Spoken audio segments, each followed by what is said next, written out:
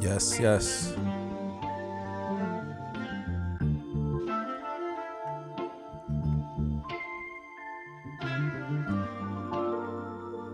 We're back at it.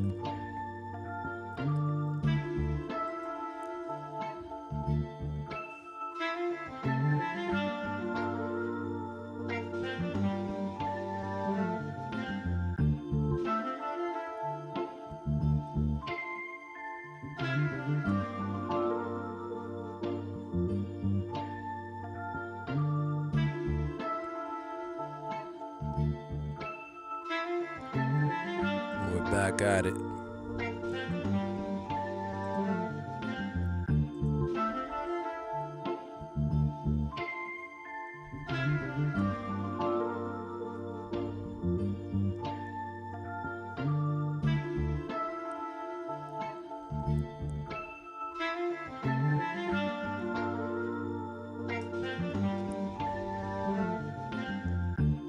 Shout out to Bobby Beam for leaving a comment and helping me out with the stream setup. My boy Tone also.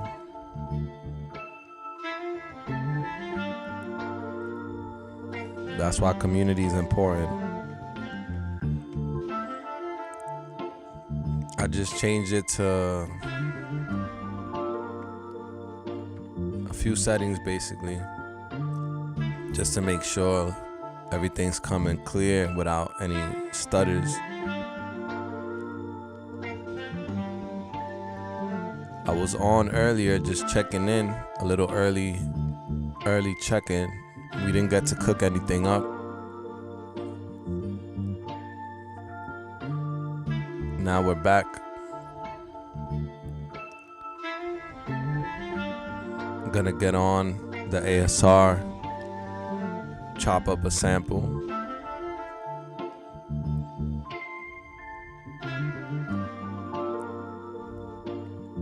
I mentioned it before on the channel. I like to do the drums on the MPC 2000 XL, but maybe today we just do everything on the ASR 10.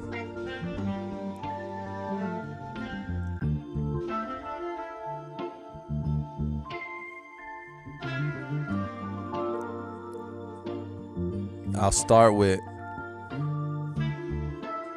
some quick tips for the ASR 10 for anybody that's working with this sampler. These are some of the basic things that I do every time I sample with the Ensoniq ASR 10. These are things that I do. So I'm gonna give you guys 5 quick tips. This is for the early birds. The early bird gets the worm. The early bird gets the gems. All right, tip number 1. Make sure when you select your track A or B that your pan is at 0. It's usually at plus 99, and this could change because there's some ASRs that have settings saved. So when you bought it from the previous owner, your settings could be saved from how that person used to work on the ASR 10. Same thing with the pitch LFO. So tip number 1 is make sure your pan is centered, unless you sampling in stereo, which could get very confusing on the ASR 10. I usually sample either the right or the left channel.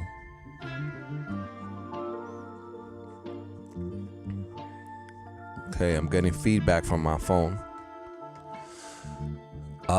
So make sure that your track A or track B is pan 0. Sometimes it's pan plus 99 or minus 99. That's only gonna put the sound on one side.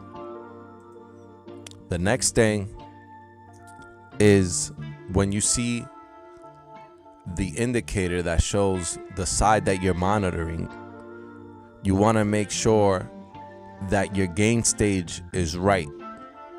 I made a whole 1-hour video about gain staging on the ASR 10, and there's some gems in there. It could be a little too technical, but the main thing, this is what I would suggest. Make sure that your sampling source, whatever you're using to sample, is all the way up, max volume. So if you're using a turntable, start with the max output. Make sure obviously that the signal from that mixer or from that turntable is not clipping. If you have an iPhone, you could put it all the way up. If you're sampling from an iPad or an iPhone, just make sure your volume's all the way up. And then you could test out using mic align in the back. One of them is going to be too loud, so make sure you protect your ears. Then there's a little knob. There's a little knob on the back. You'll see me do this a lot of times. I'm not messing with the cables. There's a little gain knob on the back. It's called input level. You want to make sure that you use that knob to control the record gain. So that knob is similar to the pink knob on the MPC 2000 XL. Let me lower the gain on my mic. I know I'm clipping a little bit. I need a pop filter for this mic. But yeah, you want to make sure that you're getting a clean gain signal inside the ASR 10. Remember, with sampling, what you put in is what you get out. Garbage in, garbage out. So make sure your gain is right. So we got your panning is right on your track that you're sampling. What side are you sampling, the left or the right side of the inputs on the ASR? Your gain, you're controlling it with the input gain knob on the back of the ASR, maxing out usually the max output of either another sampler, like I have my MPC 2000 XL connected, as well as my Teenage Engineering KO2. I usually have those at max volume, max output. As I mentioned before, the MPC 2000 XL has plus 12. I put it at plus 12. I want to get the most gain out of those machines before I sample them into the ASR 10. Then where I control the gain is on the ASR 10 input gain. I usually, what I notice is that I like to hit the red just a little bit. I don't want to hear the distortion in my headphones. If I'm using headphones, if I'm monitoring on monitors, I do not want to hear that crunch. I don't want to hear distortion. That's a personal preference. Some people like distortion. I like to add distortion later on, maybe from a pedal, from a guitar pedal, from an effect, because that way I could control it. When you have distortion, you normally can't get rid of it. You normally can't get rid of distortion. So if that's the sound you're going for, then great. Otherwise, make sure that if you're redlining, which you kind of do want to, you're not going into distortion. Okay, the manual talks about this. You could clip the inputs a bit. It's gonna give you the harmonics that you're looking for when using analog gear. You go a little too far though, you're gonna get distortion. All right, I think that's tip number 2, right? We talked about gain staging and the panning of the tracks, and that's going edit track to fix the panning. Okay. Also, in that same screen, I'll give you a free gem. It's usually at 60 on my ASR. Put it all the way up to 99. The next tip, once you have your sample and you assign it to a key, make sure you go to edit pitch, scroll over, either way on the directional pad. Scroll over until you see LFO, pitch LFO. So you edit pitch and you go to LFO. Mine is always at +1. This gives you a wobbly chorus-like sound on your samples, all over your sample. You may or may not like that effect. I take that off, so I put that to 0 as well. The next tip, which is tip number 4, go to Command Amp, normalize gain. If you read the manual, it'll tell you that in order to protect your wave sample or your audio, the ASR actually brings down the volume. The normalized gain will bring it back to a normal volume level. If you need more gain, go into edit amp, scroll over until you see boost. This should be on off. Turn boost to on, especially on the drums. On some samples, it may or may not sound good. Experiment, use your ears. Those are the 5 tips. I think that was 5. If you guys have any questions about these 5 tips of the ASR 10, write them in the comments. So welcome. My name is FREEPLAY.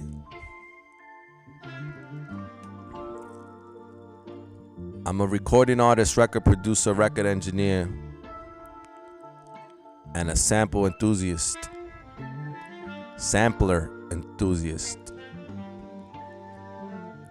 This channel is here for educational and inspirational purposes.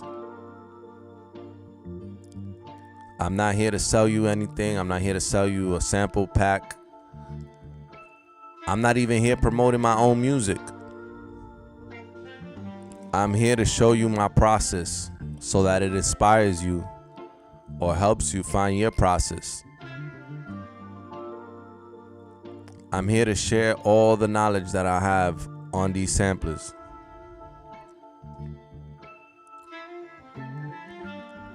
So, if you guys have any questions about the AKAI MPC 2000 XL or the Ensoniq ASR 10, the bit that I know I could talk about. The great thing about my channel is that I have a small but knowledgeable community of other sampler enthusiasts that also work with these and other model samplers. So if I'm not able to answer your question, oftentimes I've seen people in the chat answer each other's questions. So don't be shy. We're all respectful. We're all inclusive. So make sure that you're taking advantage of this, this forum, this opportunity to gain knowledge. And that if you leave with anything, you leave with a little bit more knowledge on your sampler, or maybe a little bit more inspiration for your process when you get to it. With that being said, I'm gonna start with some drums. I'm gonna go through some drums. I'm gonna gain stage my ASR. I'm gonna probably use my phone to go through some drum breaks, and I'm gonna throw those inside of the ASR 10, and that'll be the foundation. So there's a Metro Boomin YouTube clip where he talks about starting with drums first. There's a lot of producers that work this way. He obviously didn't invent that, but that comes to mind. I think Premier mentioned that he also likes to start with at least a drum bass, a pattern. I think Alchemist as well. There's a bunch of producers that it just gives you a good foundation to start to see how a sample is gonna flow. You might change the drums later. You might not even have drums, You might be on some Griselda type of vibe where it's just a sample by itself. Maybe you just want to dirty up the sample and mess around with chops for the sample, no drums. I like to have drums. I like chopping drums. MPC 2000 XL is my weapon of choice when it comes to chopping.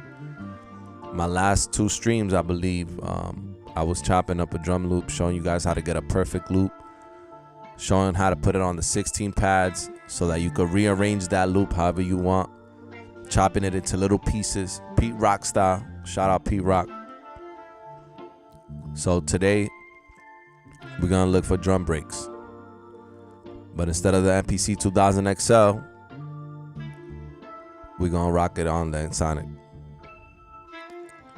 But yeah, man, I'll be looking at the screen. I'll be looking at my phone just to check in with the chat. Also, don't be afraid to shout out your city, man. Shout out your city, where you from. where you viewing this from, what gear you have. Maybe you don't make music, you're just here for the vibes. Thank you.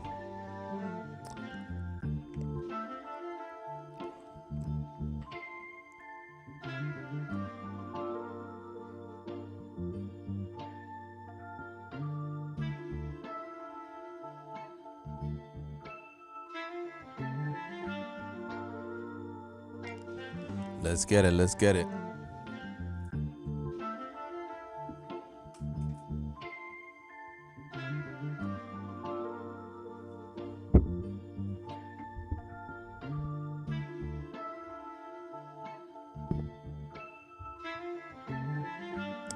Also, let me know how the stream is looking. Is it smoother now? I was streaming in 4K over Wi-Fi. Bad idea. So if anybody's trying to do that, don't do that. I'll be upgrading the speed, the connection, so that we could stream at a high quality. But right now, I think we're at 1440p. The audio, is it crispy? Let me know. I'm troubleshooting every time I'm on here. I'm troubleshooting. My field is audio, so if you're good at video and you got some way to help to improve, let me know.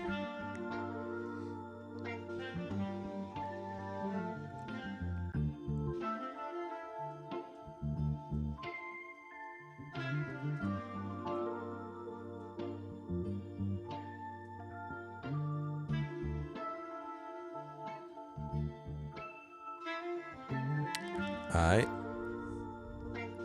Audio's good. Chat says that the audio's good. How about the video? Is it lagging again?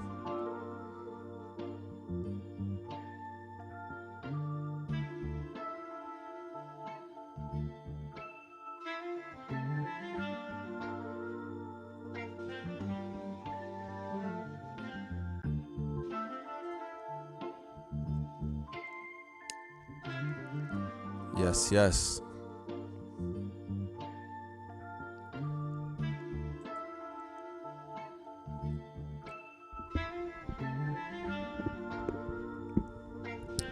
All right.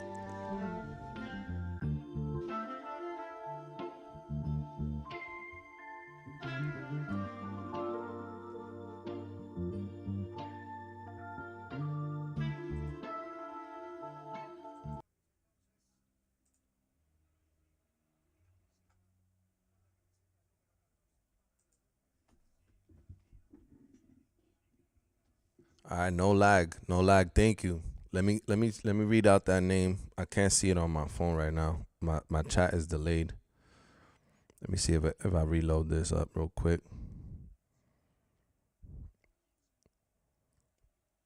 Definitely want to acknowledge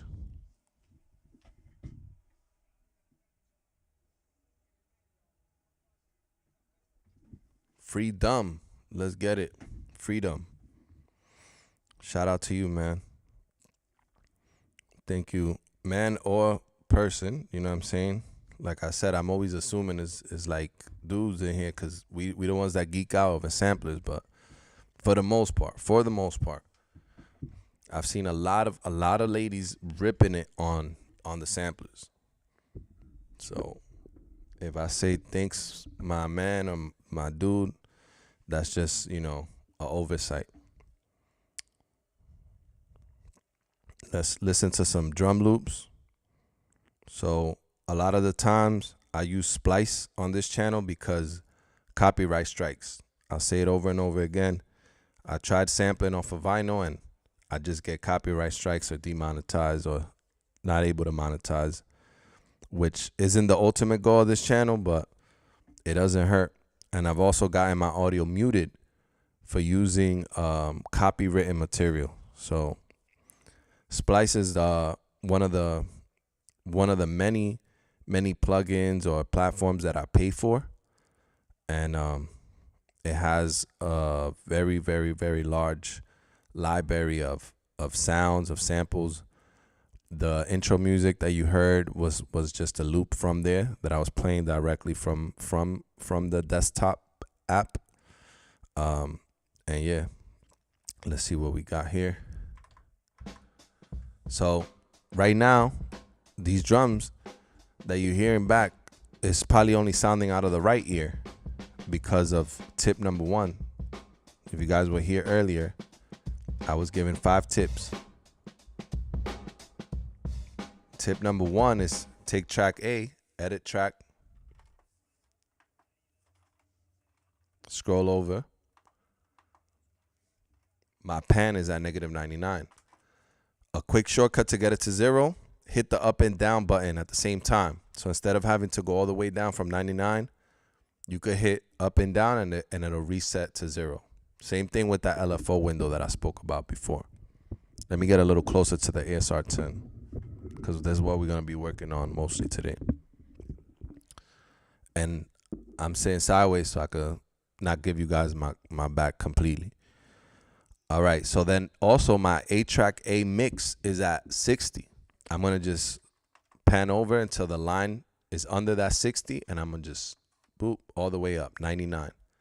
So let me play that back now.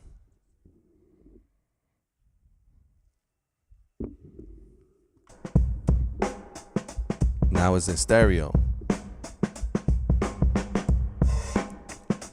This is a Tammuz. And I think this dude is based out of New York. I saw an Ableton. It's called Tape Drums. There's some good drums on Splice. Don't sleep. There's things that have gotten placed on major artists. Come straight from Splice. Heat wave. What up? One of the main supporters so far of this channel. Shout out to you, Heatwave.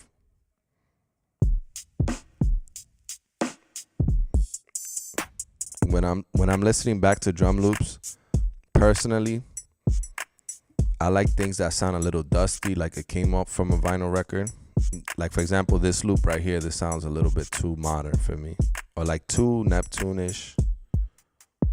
Nothing wrong with that. That's your style. You know, that's how you find your style. What you pick is your style. What you decide to sample, that's your style.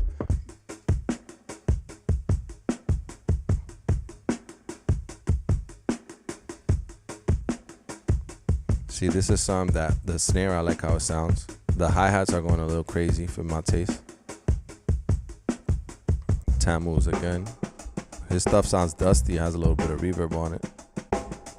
Let me make sure my effects is not on the, yeah, my reverb is on the Teenage Engineer, so it could be that.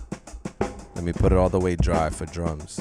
For drums, I don't like any effects on my drums. Maybe a little bit of compression on the output of the Teenage Engineer.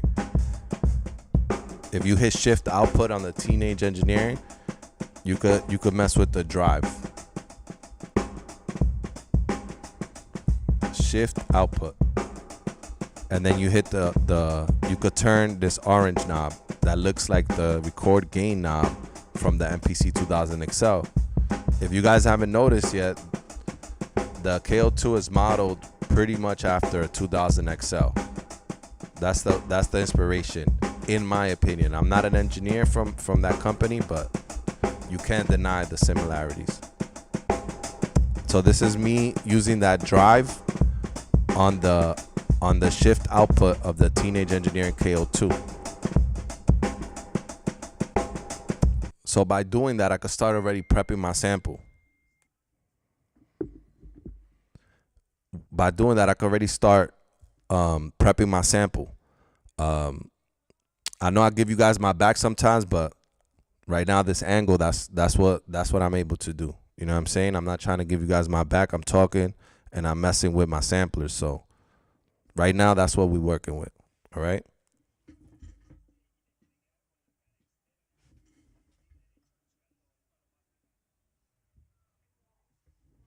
This world needs hero. What up? What up? Thank you for joining us. So needs a hero. Let's go. Thanks. Yeah. See. So yeah, I think where I was at was basically just describing to you guys the thought process.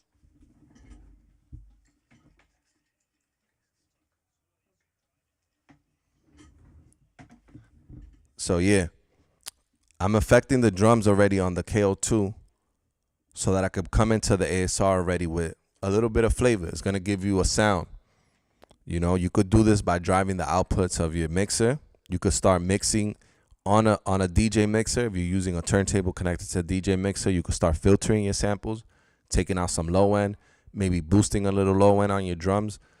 So this is what will give a lot of producers the correct characteristics of their sound. So not every producer sounded the same. Nowadays, and this is no knocking nobody, we just drag and drop. You take a drum sample, you put it inside of FL, you put it inside of Logic, whatever. You're not adding effects. Maybe you are when you're mixing it. But the way a producer will get his samples into the sampler determined that producer's sound. The equipment that they owned was signature to their sound. So a lot of producers, they had Mackeys. Mackie was a very popular mixer that was not hard to get as far as price range, but it had a character sound.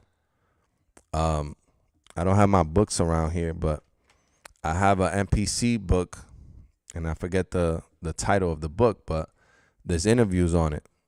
If I find a book, I'll show it on the channel because there's a very good book. Everybody that owns an MPC should get it. I don't know where I have my books. I rearranged a lot of stuff. But anyways, there was a DJ Toomp interview. Everybody knows who DJ Toomp is.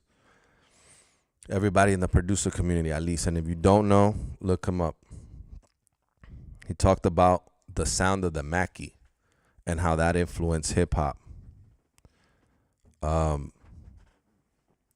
So furthermore, you had people that were using certain mixes.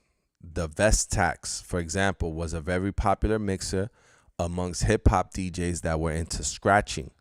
So if you was a battle DJ, you probably had a Vestax, which is a Japanese company that made excellent DJ-style mixes.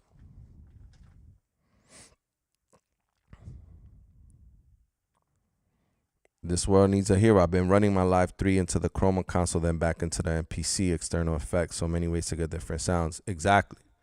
And that's how you should be experimenting to stay unique. So if you had a Vestax PMC 05, 2 or 3, whatever version, if you had a Rain, I know my boy Tone that was here earlier, he's rocking with the Rain, the TTM 56, I believe. That's going to give you a different sound than the Vestax. So all of that makes it, nobody was going straight into the ASR. And I'm not just generalizing, but a lot of times a turntable would be connected to a DJ mixer. So that right away gives you EQ. Me, I'm going off my phone with a dongle into the KO2, the first generation KO2, because now they got a 128 megabyte version of this. I think it still has the same converters. I haven't used this, so I don't know. But anyway, I'm going straight into the input, and then I'm using the effects of this before I hit the ASR 10. That's just what I have on hand. Before that, I was using a phono preamp, which wasn't very high quality when I was sampling off of my Gemini turntable, which wasn't a good turntable.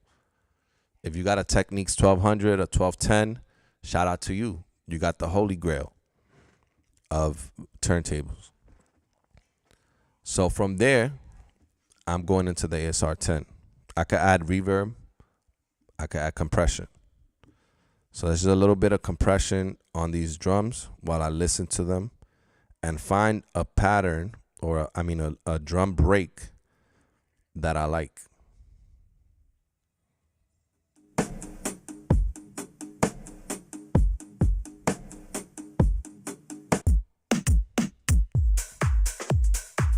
Let's go hip hop. Although I'd rather not look for like straight hip hop stuff, I'm just because I want like something more soulful.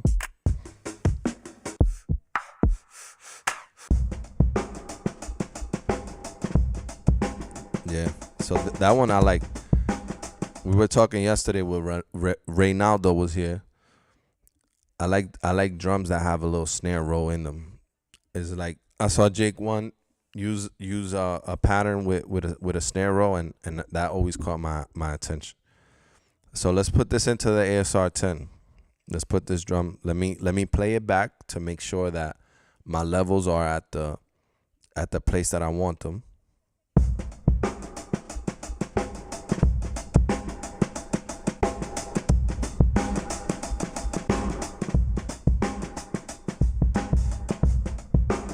Yeah, so I gave it a little bit more drive.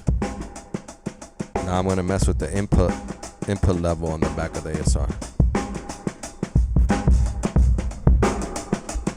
So let me show you guys what. Maybe you want to lower your monitors or your headphones. It's gonna distort a little bit.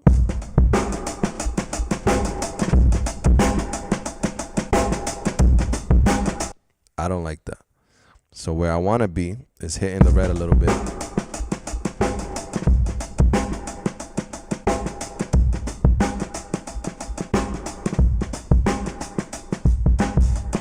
It's almost like the red is blinking a little bit.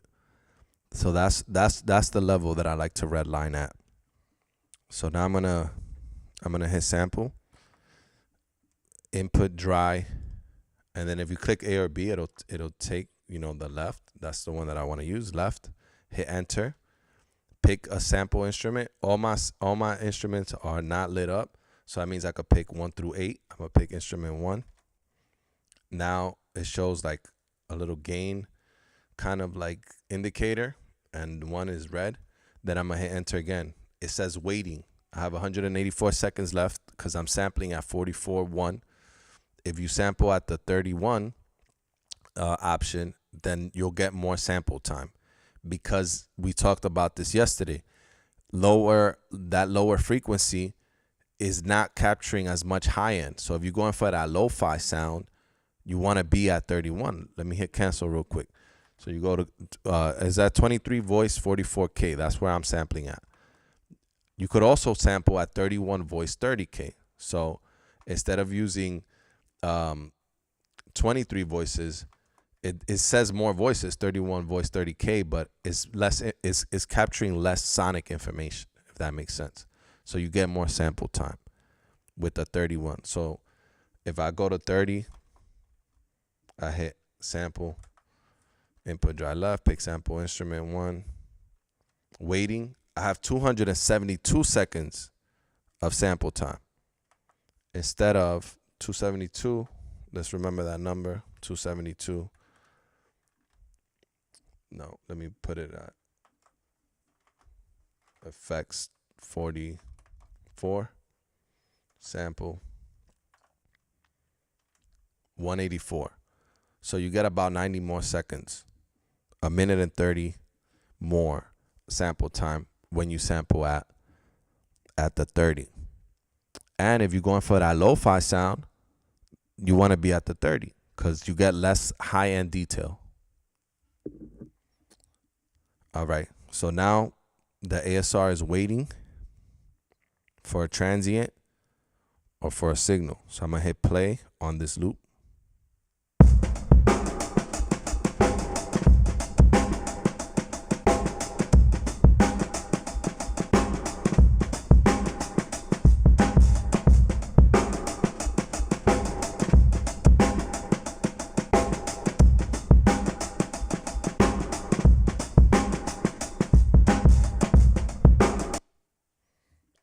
I'm gonna hit enter. Is asking me to play the root key, which drums obviously don't have they do have a key, but it's just asking you where you want the sample.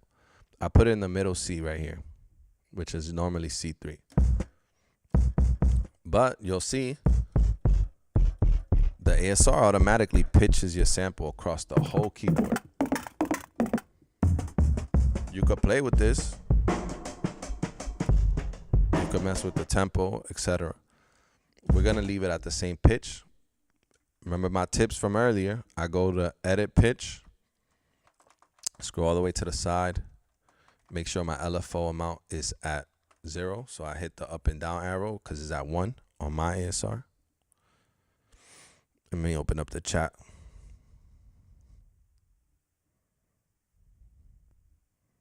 I'm rocking the Pioneer DJ PLX 1000. It sounds nice, but I did start sampling records 2 years ago, so I'm a little fresh when it comes to beat making. Yeah, man, you came to the right place, man. At least if you're using a sampler. With vinyl, obviously, is a similar process. Instead of your phone, you'd be having a turntable with a DJ mixer connected to it. You could also connect the output of your PLX into whatever sampler of your choice. If you're using the Live 3, you could connect the outputs of the DJ of the DJ controller. Usually, it has outputs into the Live. So then the process, usually what I mention is that is the same concept. You're just applying it to a different format. So if you're using a DAW, you're gonna do the same thing, but you're just doing it inside a computer versus a keyboard or a drum machine, right? All right, so we have the sample. I also said command amp, my fault, normalize gain, enter. This is gonna blink data being processed. So it's normalizing the whole sample. The longer your sample, the longer data is gonna be processed. Yes, sir. This world needs a hero. Always, always. I'm gonna always try to be as informative as I can from what I know. From what I know. From my perspective, I'm gonna give as much information as I can. So spam the comments with questions. Cause look, right now, data being processed, that's when I could talk.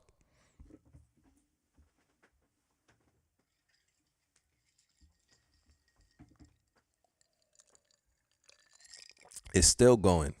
So you see, another thing I speak about when working with these vintage samplers is patience.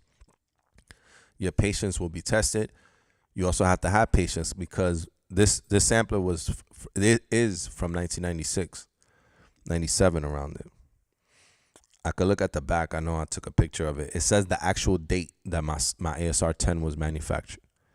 So that's cool too. If you have the sticker still on the back by the serial number, it should have a date. So you should know the birth date of your ASR 10. All right, so now that the normalized gain operation has been completed, then I also like to hit edit amp on drums, scroll all the way to boost, turn boost on.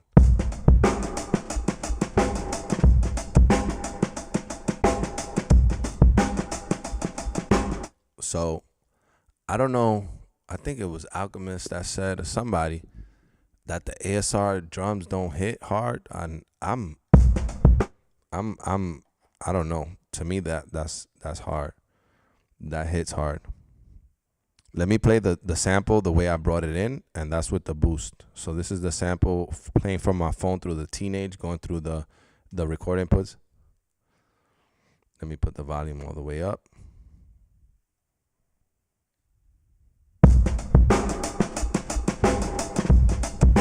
That's the beginning of it, and this is sampled.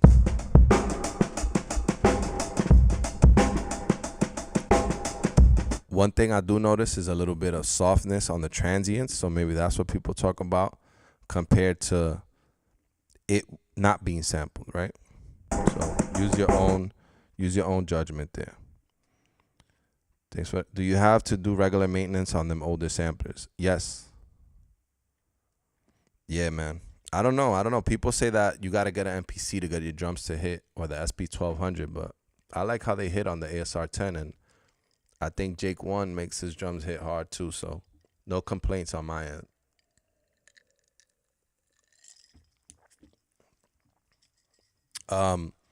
Yeah, so I have a tech part of this channel that I've done.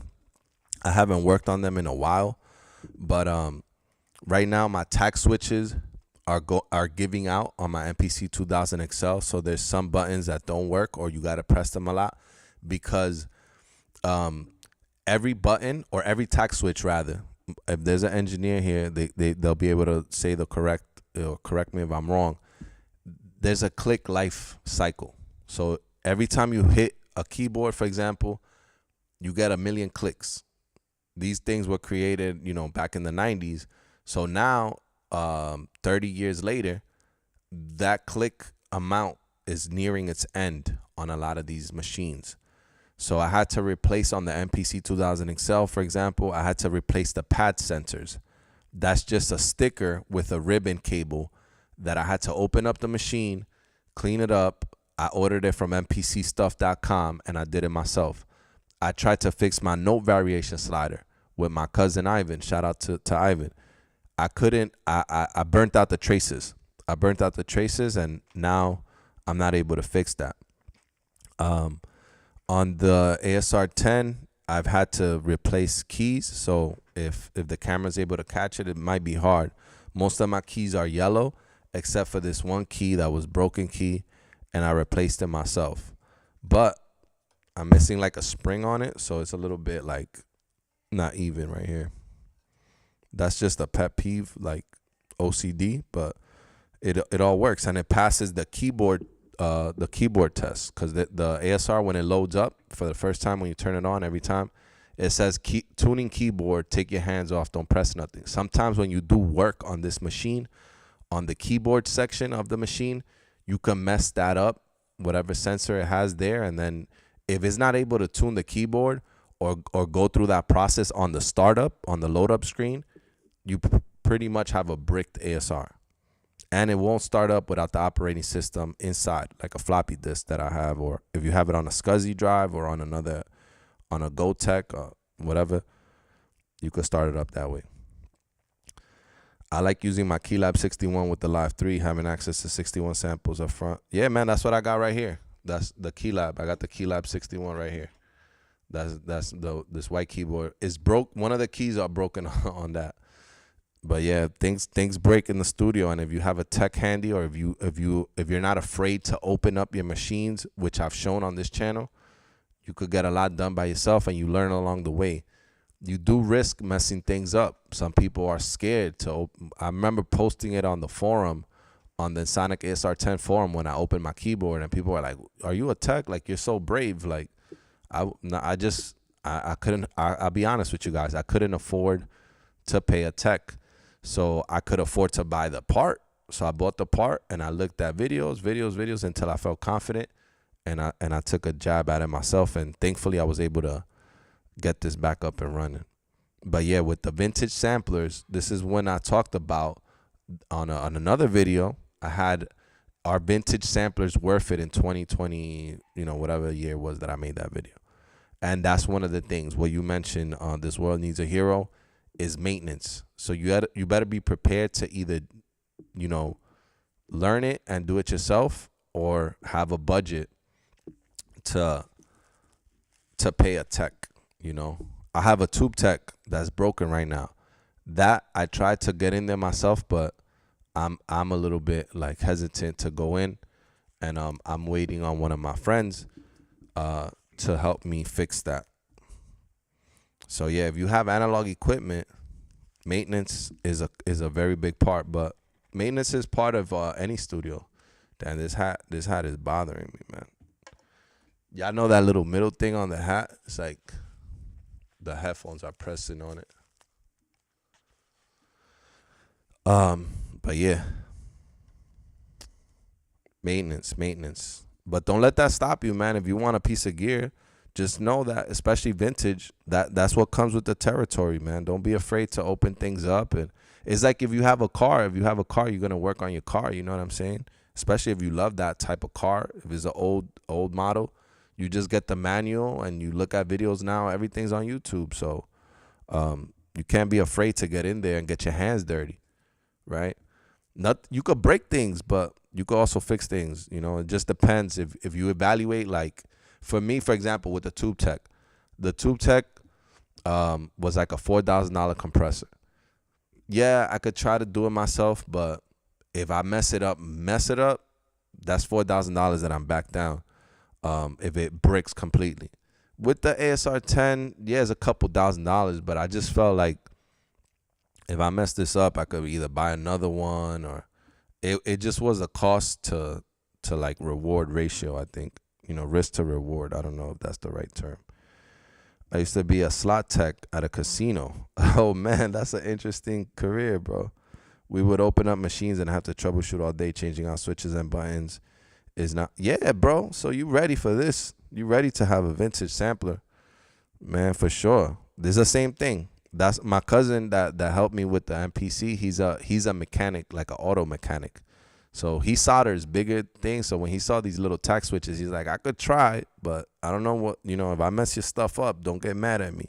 And I was like, nah, man, I'm not that steady with the soldering iron. But I did a few things. I soldered my fender. Like I bought something to modify it, and I did it myself because I was like, all right, this is just a guitar. Like it just depends how much that piece of gear means to you and how scared you are to mess it up. And if you do, what's it gonna cost you to make that mistake, right? All right. So with that being said, back. I'm gonna lower the volume a little bit. And I'm going to do what I talked about the other day, which is a quick chop, auto chop on the ASR 10. So the way you do that is, check the mic, check. There we go. All right. So as I mentioned before, I got the drums all across the keyboard. I don't really want that. I want my hit to be here. So I'm going to go to edit pitch, and I'm going to go to the pitch range, which is WS range. And I'm just going to click. It automatically assigns it when you hit the click. So you hit the note twice. Okay, C4. I said C3 earlier, but this is C4 according to the ASR 10. So now it's there. Let's go back, edit. See, it's just assigned to C4 now. There's no sound on any of the other keys, right? Just this C4. I could also go edit layer. And I could just put it on the pitch table to be no pitch. So that way, like if I assign another sample here, I'm not going to have to change the root. Like no of it is just going to be at this. No pitch is going to be assigned to any copy of that wave sample. So yeah, so I'll start there. And then go to edit wave. Go to the side where it says mod amount and range. I put the range instead of 32K, I go all the way down to say 2 mg, and the mod amount, I'm going to put it to 99, plus 99. Then I'm going to go left again on the arrow, and it's going to say SRC, which stands for source, I believe. And I'm going to put keyboard. Source is going to be KBD, and then the mod will be mod start. So that's going to use the keyboard to modulate the start position of the wave sample. What is that going to do? What does that mean from a synthesizer standpoint? If you're modulating the start position, right? So look at this as a drum loop. This whole mic stand is a drum loop. You're modulating the start position. That means you're going to be able to catch on the keyboard, which is the source, different hits of the loop. That's how you do auto chop on the ASR 10. So you modulate the start position. The source of modulation is your keyboard. All right. So let's see. Loop position. So I believe I also have to have it assigned. I have to leave it where I edited the pitch range. I just got to change the pitch range back to the beginning and then the end of the sample. Or the end of the keyboard rather. So I have that all across, but pitch layer, no pitch. Yeah, you see? So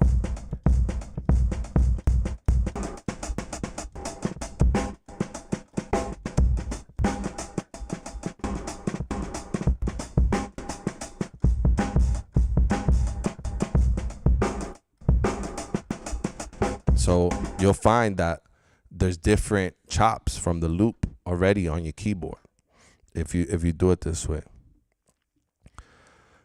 Cheers from Arizona, subbed up.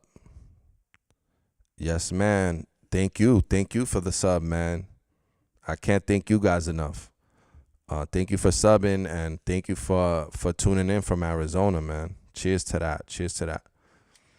So now that we have some chops here, we could see, if we go to the edit wave, where can we modify this? We could go to maybe where I was in the range, right? Go to the 2 mg, and start messing with those numbers. See if it changes. You see, I have it at 64K now. It's giving me a different. It seems like the sensitivity is just giving me that one chop. So let me go back down. I'm on 1 mg. So I found out how to do this off of YouTube, right? I've seen Jake One using this in an explanation of a video, but he didn't explain what he was doing.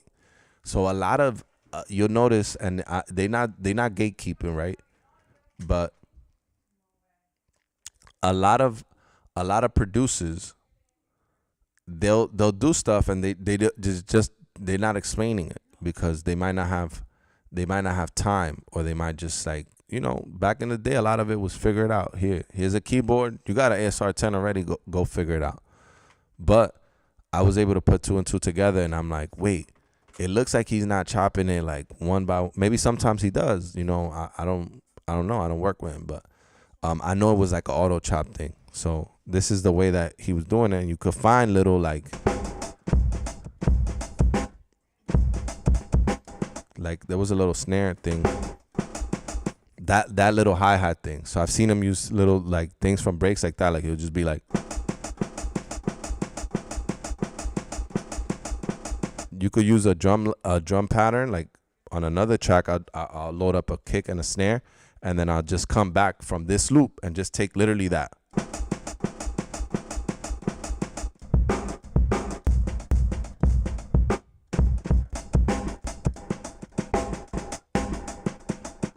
See, that's a snare by itself.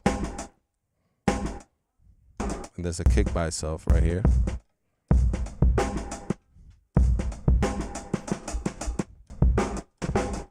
So.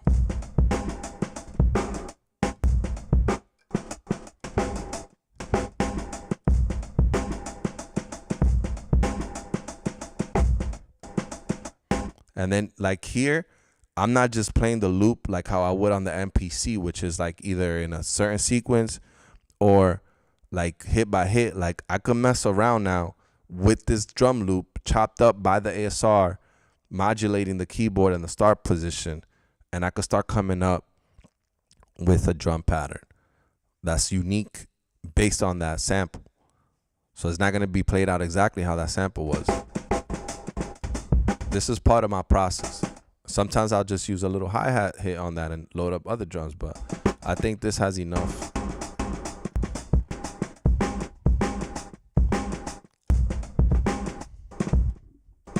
There's my snare roll that I like.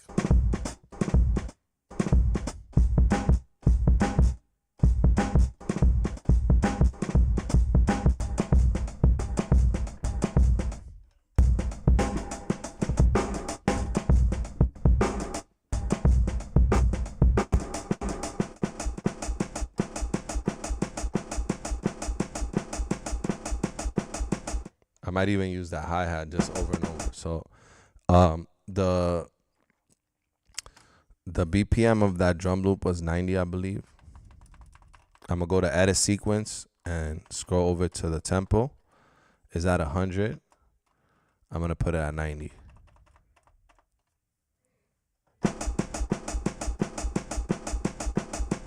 Let's see what we could do with that. I might filter out that hi-hat. The snare is in there too.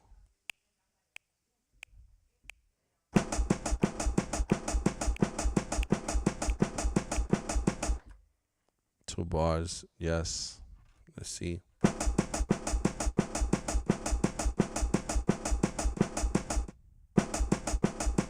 Let me quantize that, see what that does. Edit quantize track to 1.4, entire track, yes. Let's play that.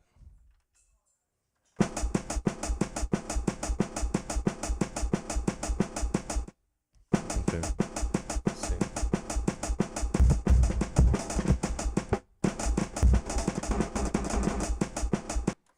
Let me do something else.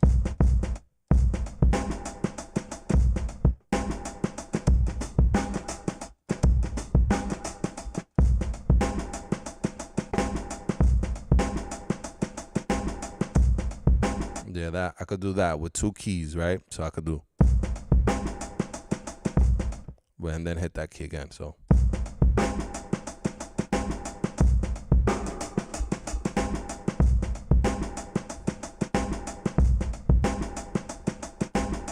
that's a good start.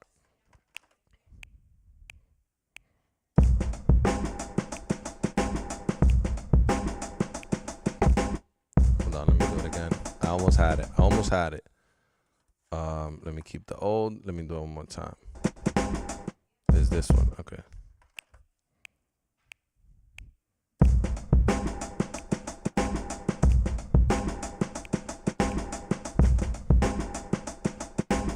Let me see.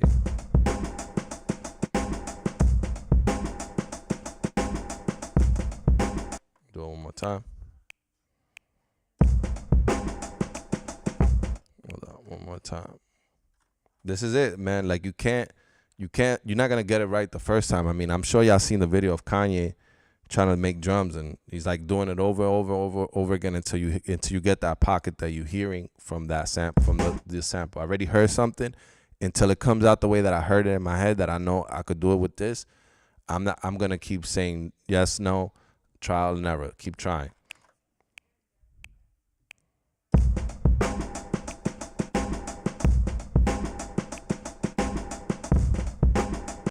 See.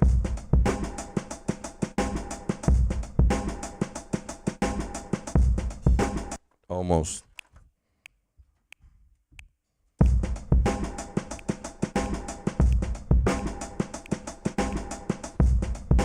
I think I got it there. Hold on.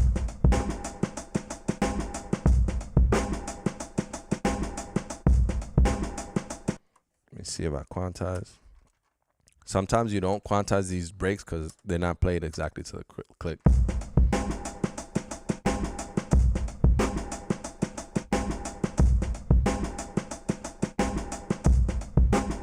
Yeah, like I'm not mad at that. You see, I could use that. But also here, edit layer, my trigger mode. Let me see what it was on. Off. I like to put it on trigger. Layer glide mode, I mean, to trigger. And then go back. See, that might not work because it's cutting off. Let me try it though. Let me try the sequence again. Record it with that mode on. Hold on, that's not how it is. I gotta hit that note twice.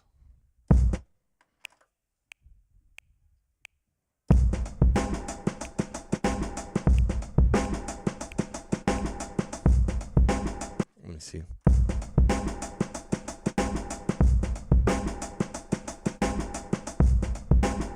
One more time.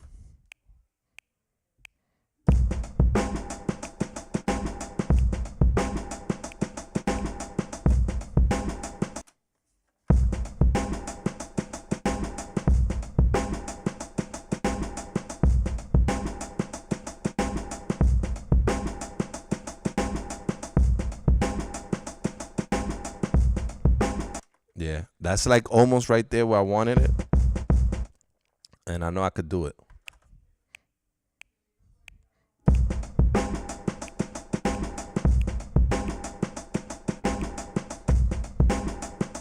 Let me see.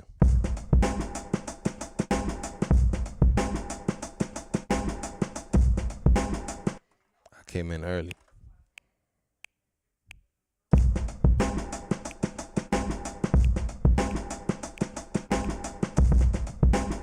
See.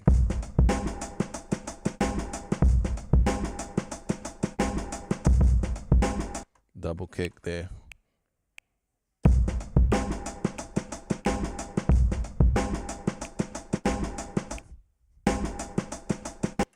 I missed that kick in the beginning.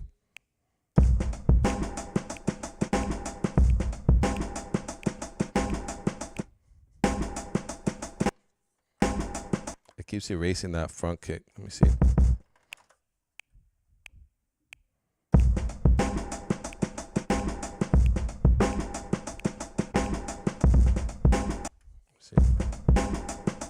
I think also with this, the layer glide mode, we could try it on.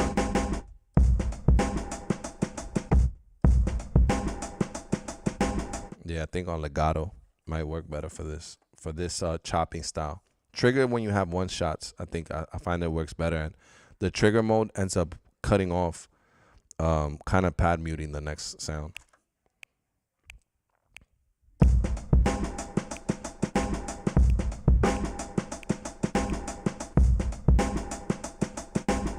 Let's see.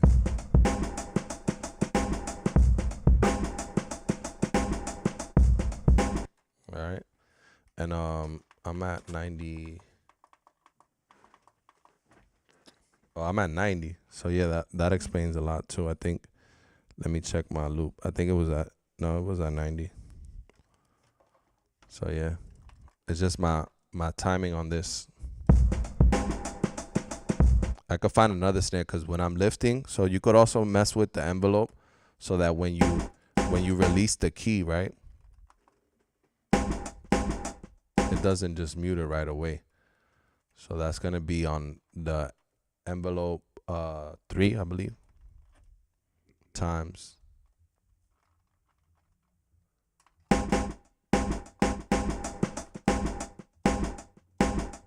So yeah, so if you increase that, you see, like when I release, it's not cutting it off right away. So you can mess with the envelope, and that's what, you know, every time I'm releasing it, I want it to kind of like still go a little bit.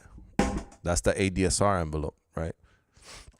So let's try that again. Edit sequence, and then I'm gonna hit record play.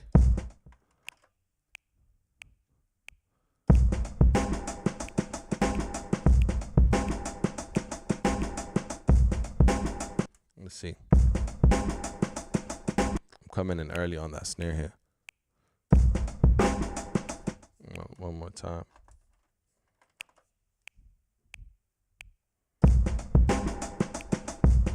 Oh, damn, I did it good that time, but then I missed the other one.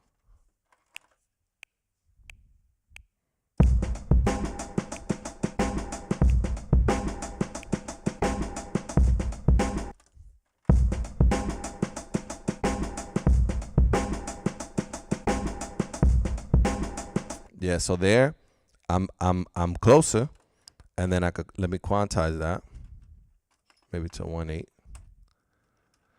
Let me hear it.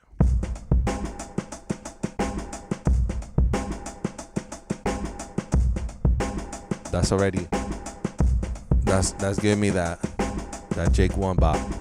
I'm keeping that. So now I could also just like I mess with that envelope a little bit more. That envelope with the time envelope, maybe increasing it a little bit at the end. It was at 10, I put it at 20. Let me try 30.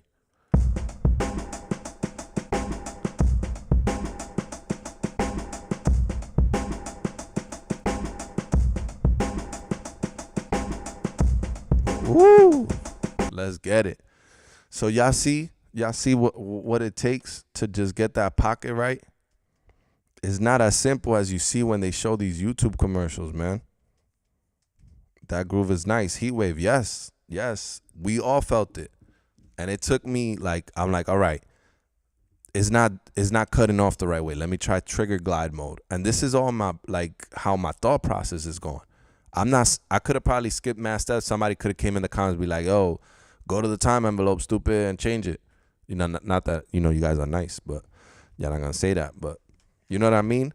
Like, that's what I was like, wait, now I got to troubleshoot. Why is it my groove? Is it my timing? Which it probably was, but it was also my settings. My time setting on envelope 3, on edit envelope 3 was a little bit off. I brought it up to 30. It was at 10 by default. So that gave it a little bit more of the pocket because my release, I noticed every time I was releasing the key, it was cutting off the sound too fast. So my ADSR, my attack, decay, sustain, and release was off on the keyboard settings, right? I've lasted days, man, when I'm just like, like, I can't make the ASR 10 sound good, man. I suck. Why Jake 1 got one and he getting placements for J. Cole? Like, I suck. No, it's a user error. It's not that the keyboard is bad. It's not that you're bad. It's just that you have not mastered it yet. You did not put the time in yet. And the more I put time into this, and start experimenting with little settings. I'm like, oh, okay, that's how he gets that little, like, every time you notice on a Jake 1 beat, or even if go watch all his, how he breaks down how he made like the new shit that he made, my fault, like the new Drake beats or whatever he made for Rick Ross, or you see how his hi-hats always, when he's sampling a hi-hat loop, when he releases the keys and he's doing the bop, you know, the head bop, he's finding that groove. Is like, you gotta have the release setting right, so that when you let go of the hi-hat, it's still kind of going a little bit, and then boom, you're cutting it off again. And it's like a real drummer, right? Like, if you play the drums, I suck at the drums because I don't got like dual hand coordination, but you gotta be like, you letting go of that pedal a little bit, and then it's not trap hi-hats like, you know what I'm saying? And pardon if the ASMR is not to your liking, but I'm just hyped. I'm just hyped that I got the groove and I didn't totally mess up the stream. But let's hear that. Yeah, I did quantize it to 1/8. But now, guess what's gonna happen once we start playing samples over this? It's gonna sound crazy.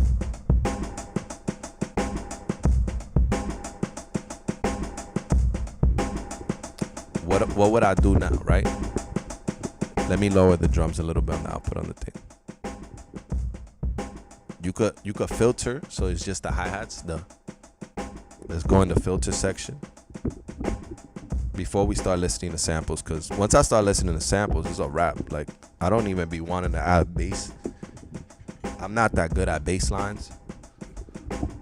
But once I hear drums with a sample that just locks in, I'd be like, all right, next beat. Because that's the meat and potatoes of it. So I go to edit, filters, and then I could start messing with the filter. Start with the first filter that comes up. Maybe you want to cut out the hi-hats.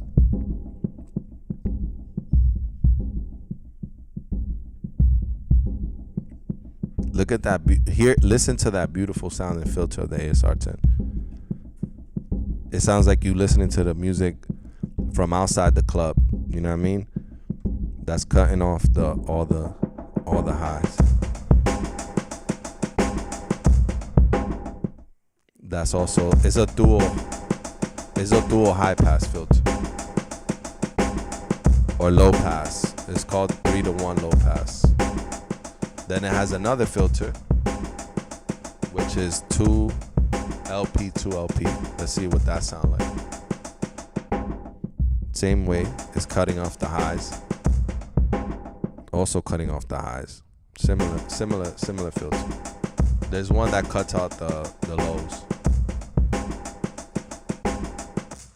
which is that one. The 3LP, 1HP. So high pass, low pass, high pass. That'll cut off your whole sound, right? And then you can open up the lows right here with this. So this is everything open, and then I can start cutting out some low end.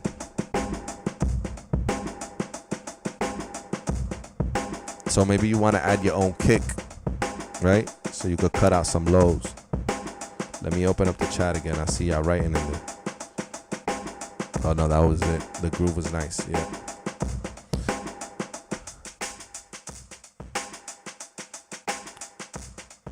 You know, you could layer the drums there with your own drums.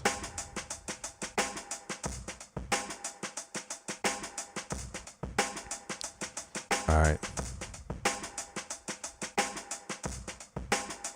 But yeah, I would probably, like, for starters, if I wasn't adding my own kick, maybe, let's see.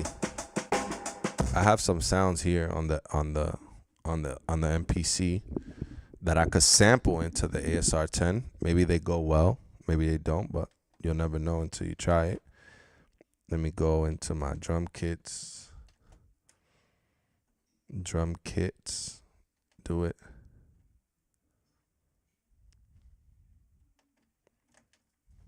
Do it. Load. All right.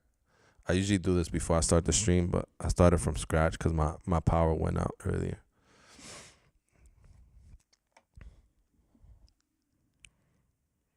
Peace, peace, peace, everybody. Let me know where y'all checking in from, or just say what's up so I can know y'all here. I know there's a lot of people that always pull up, and I just want to acknowledge you guys. Say what's up.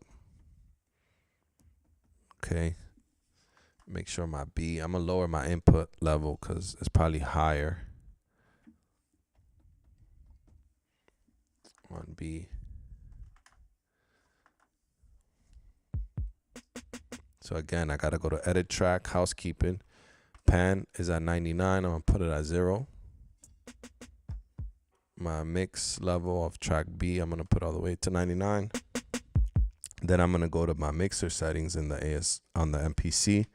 Make sure my master level is usually at 0. I'm going to put it to plus 12.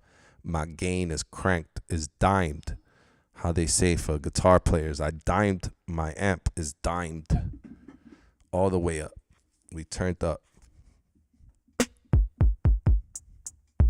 These are like some more modern sounding kicks and snares. So let's play that drum groove that we recorded.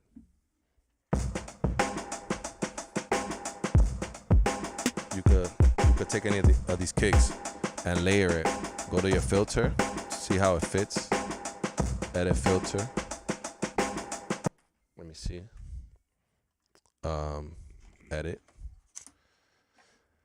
Edit filter. My cutoff is at 72.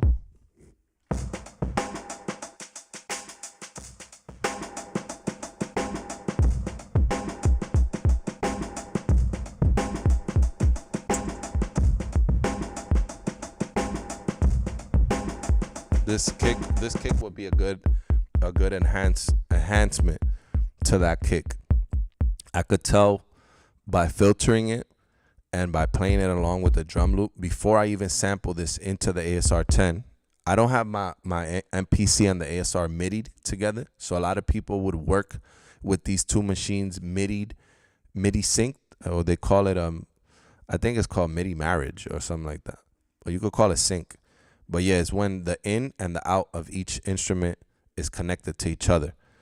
So what does that allow me to do? It allows me to use the sequencer of the MPC, which a lot of people consider it to be superior to the sequencer of the ASR.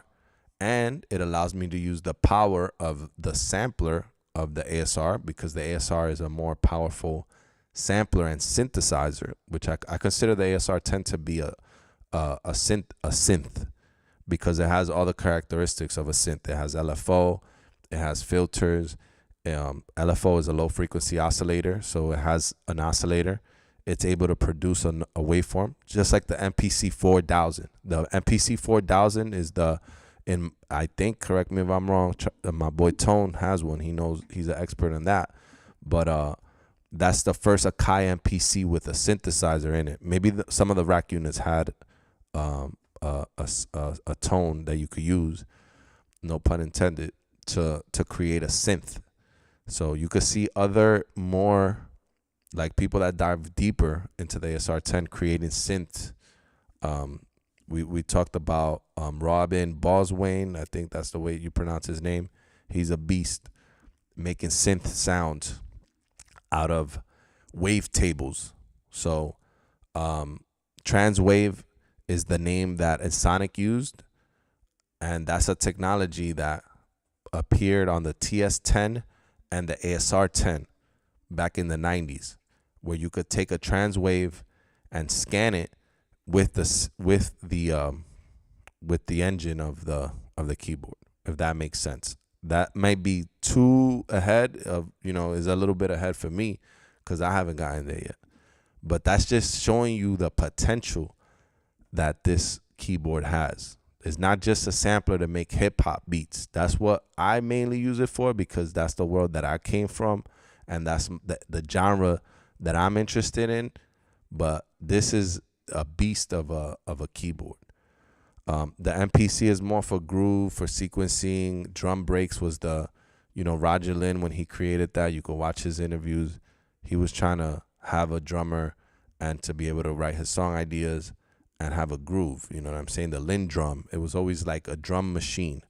This is a synthesizer in spirit and not is supposed to do everything. This was just supposed to program your MIDI, because it was not a music production center. It was a MIDI production center until the 1000 came out, and the 2500 was the first time that MPC started to stand for music production center instead of MIDI production center. So that's just another more. I'm always going to be dropping little side rants of the knowledge that I know. And correct me if I'm wrong, because a lot of people here have more years working with these samplers than I do. So this is just what I picked up from my research. All right, so layering, drum layering. I'm filtering it while I'm playing this sample before putting it in to the ASR.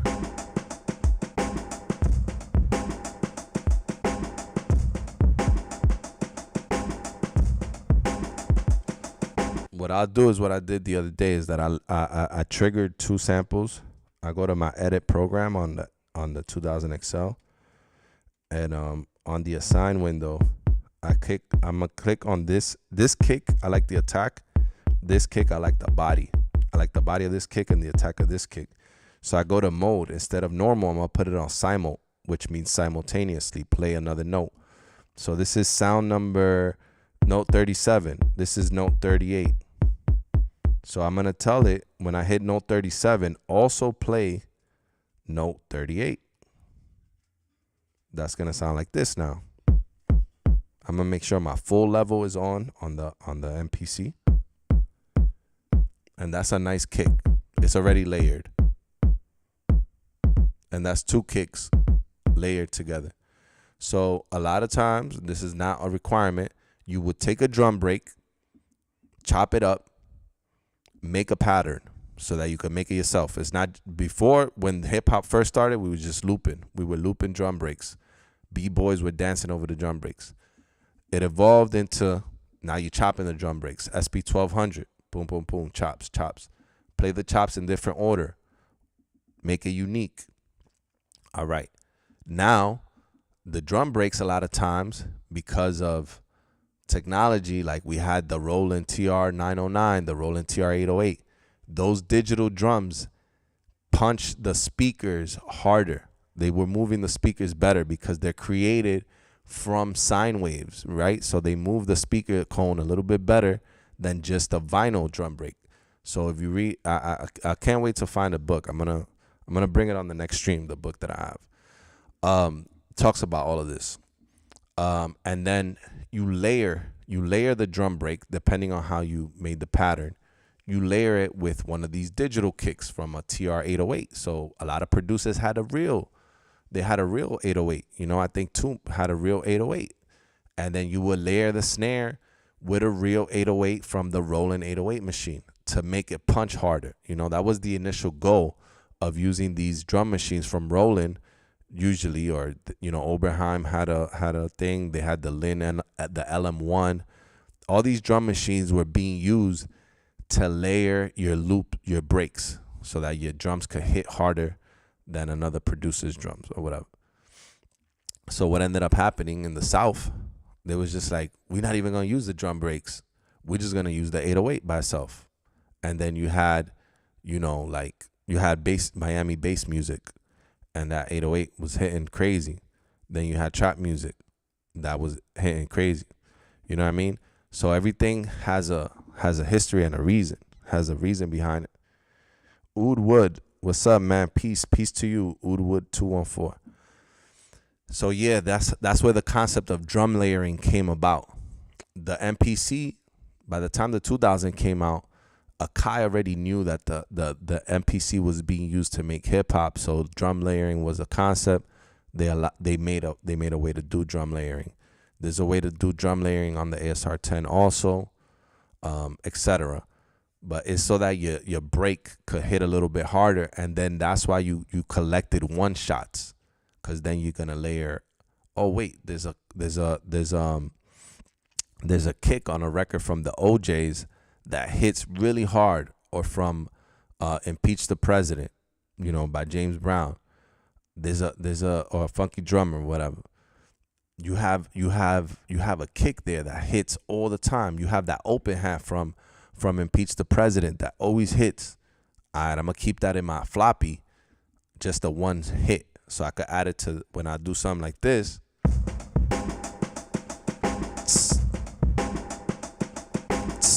I could use the snare. I could start using recognizable sounds from it was like the same 5 drum breaks that was mostly being chopped in the Bronx. You know, that I was blessed to be born in the Bronx, the home or the birthplace of hip hop, when, you know, Marley Marl and the history is written. You know what I'm saying? There's a lot of DJs that Africa Bambaataa, you know what I mean, that started messing with these breaks. You know what I'm saying? So that's where that comes from. The breaks, what breaks were being used, the clean breaks. How do you make it hit harder? You got a snare, so you could layer the snare. That snare don't sound like it would go with that though.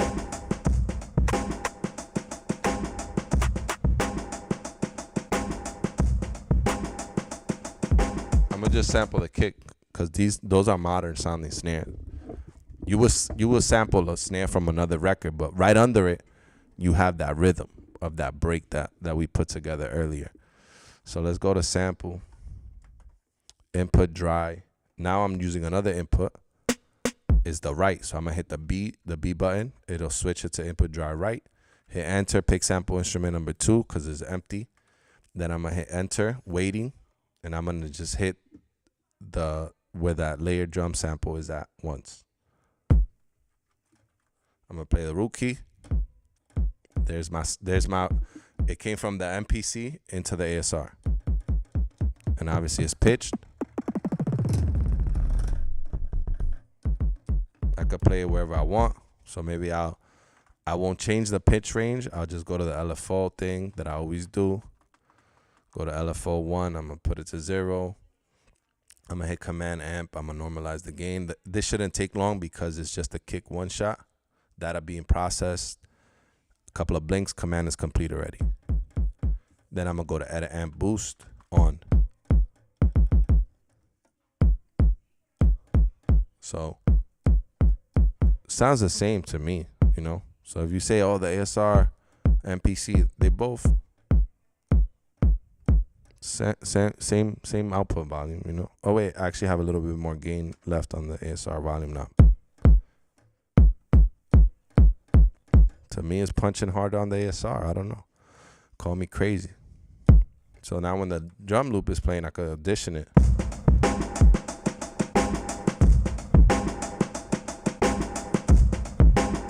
I could do this. I see, like, this is a pitch. Now it's pitched down 2 semitones. It's starting to sound like it'll hit better here.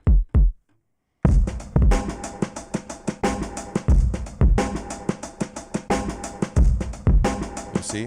That sounds, I'm gonna record that. Edit sequence, let me hit record. Shuffling data, because I did some work on it.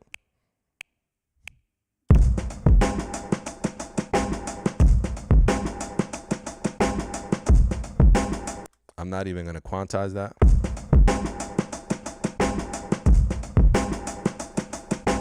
Let me try it, quantize it.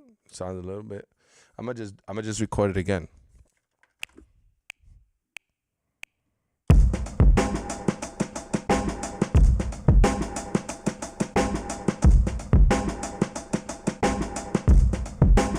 So it could be hitting at a different time.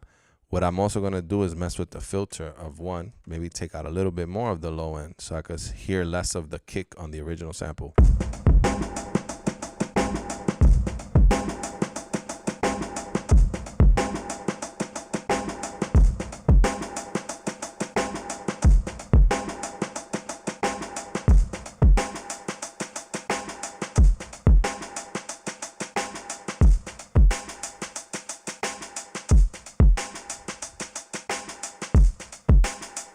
It could also need a little bit. Let's try the quantization of the track. Track 2. Let me do it to 1/16. Try it. Entire track. Let's play it. Yeah, so it's more in the pocket there, you know, because the drum is giving it a groove, the break is giving it a groove already. Layala, would you recommend the MPC 61 or the ASR? Man, I haven't used any of the new MPC series, so I cannot recommend something I don't own. And I own the ASR for 14 years now. No, 2014, 12 years now. So that's my answer. But the ASR is not for everybody. If we talked about maintenance, we talked about obviously price. But if you're looking at a MPC 61, obviously the price might not be an issue for you. But you know, the time that it takes to work on these machines and to learn these machines, the amount of knowledge that's out there is going to be a very personal decision. You worry about the repairs. I don't know. I can't really tell you like, yo, go buy this. You know what I'm saying? Because then that might be. The UK got a lot of repair people though, man. I've always seen them like they be selling some clean ass MPC 2000s. There's a dude, Jazz Cat. He works on MPCs mostly, and he's based out of UK if I'm not mistaken. Like Jazz Cat. Anybody knows what I'm talking about? But yeah, if you have a tech or any music store around, it's usually not something that can't be addressed. You know what I mean? They overheat some of them. If you got a purple screen one, it's better supposedly. I have the OG green screen on it.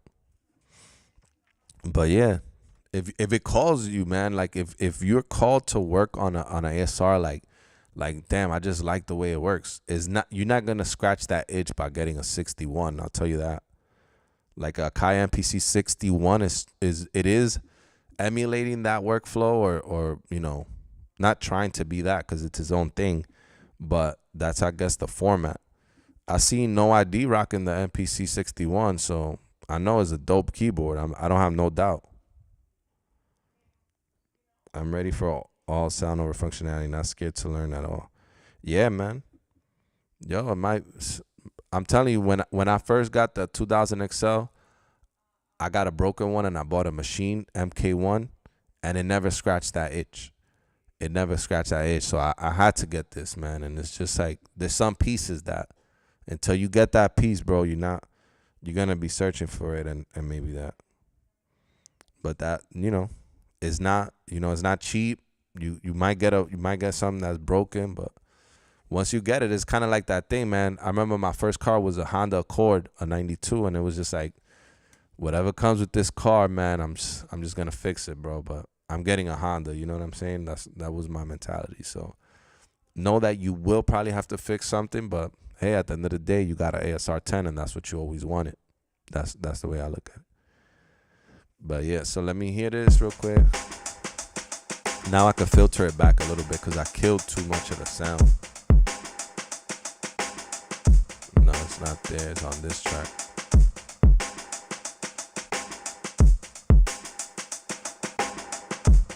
See, when I quantized it, now it sounds obviously better, layered.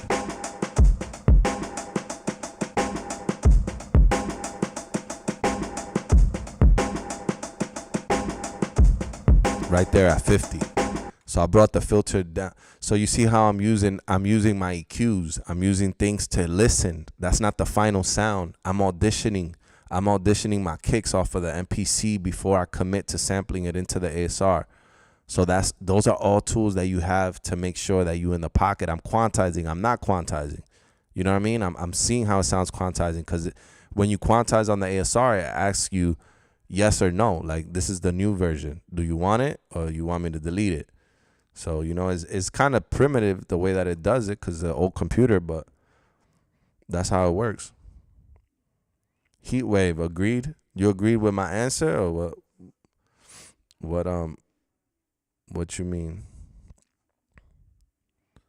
Just because I spoke on a little side tangent for a minute, but you probably agreed on the on my perspective of whether or not he should get an ASR 10. I danced around the question a bit, but I try to be as objective as I could without, because it's young. You know, when you're investing in music equipment, that's a big That's a big commitment. Yeah. Nah, thank you.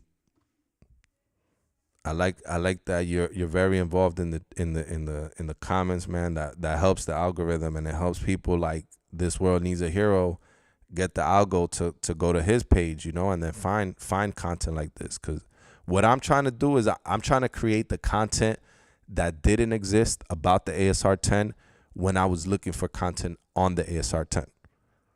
If that makes any sense. I don't think there's enough people that own this keyboard that spread the knowledge. And maybe that's my purpose for now, to help you guys answer some questions about it and show the process a little bit. So if you just got here, quick recap. I took a drum loop from Splice, put it into the ASR 10, showed the people that were here, or showed on the live stream, how to use the auto chop feature, using the keyboard as your mod source to find little breaks inside, little chops inside your drum loop, make a new drum loop, and then layer it with a kick from the MPC, audition different kicks, sample it into the MPC. We messed around. I couldn't get the groove at first. Timed it, time correct, did it freehand, messed with the EQ, showed you guys how the EQ sound, etc., etc. So we've done a lot already. You need to get back to the, yeah, man. When you get back to the content, make sure you come back here and like promote yourself, bro. I don't care if people promote their own channel or whatever. If something that could help other people, just tag it in the comments, bro. I'm not hating. And when you start putting out content, come back, let us know. Like, yo, I just threw a video up. Yo, check it out. You know, I did a video, and I'm gonna support. I'm gonna go and support, because you've been supporting me since I started streaming again. So that's love. I'm gonna show that love back whenever I can. If I'm at the gym, I'm gonna be looking at other people's content that come through and participate and show love and are doing something. You know what I mean? Like, you're trying to push the movement forward. So yeah, that's a little recap so far. We layered a drum loop. We chopped it up inside the MPC using the auto chop. I mean the ASR using the auto chop. Whatever. Repeating myself. I get excited, man. I get excited when things start to work. So now, yes, sir, man. I appreciate you, bro. I appreciate you. You guys inspire me. The people that show up, comment, ask questions, ask dope question, or even say what's up. That's my inspiration to come back and be like, nah, I gotta stream again, man. I gotta stream. I gotta show up again, man. I might have just shown somebody something that was like breaking their, like, oh, when we messed with the envelope, that's something that I haven't done that in a minute. Like with the release, that shit helped the drum groove like hit the way that I wanted it to. So yeah, man, I love when little happy accidents happen like that on stream, cause then it's like, all right, I'm showing you guys I messed up while I'm doing this. This is the way that I'm like, oh, this is either gonna be a good stream or a bad stream, cause my drums are gonna be sounding like doo doo. But so far we got.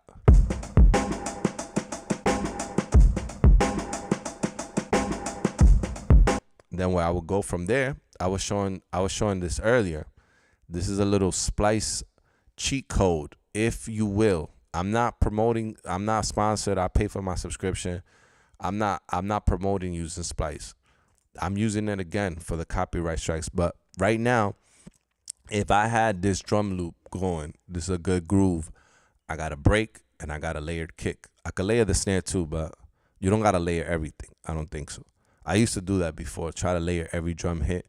Stuff starts to phase. It starts to sound kind of crazy. I will start playing my vinyl. I start playing vinyls. I let the drum loop play, and then I could mess sometimes, depending on how I chop the drum loop. I could mess with the tempo.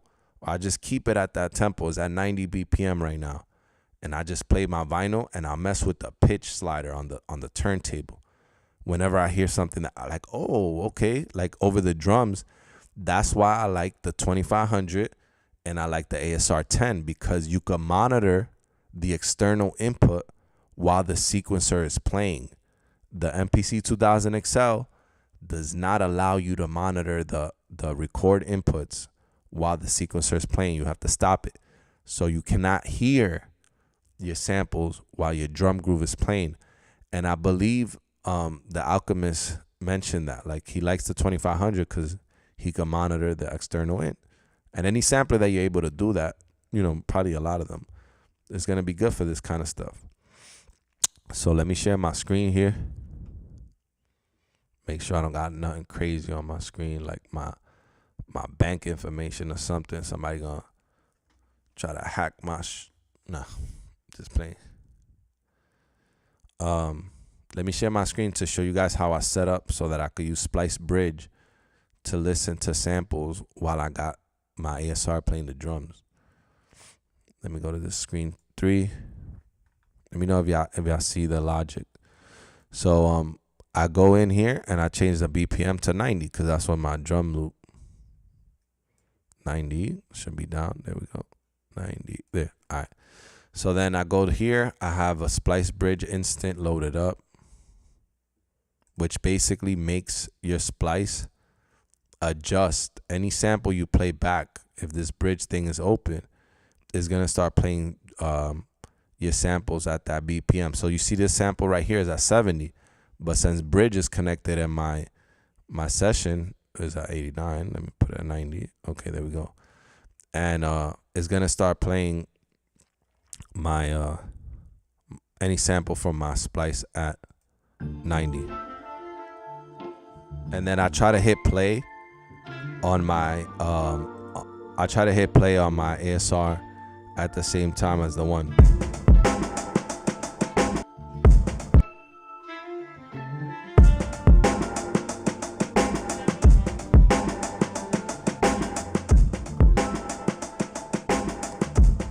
Let's get it.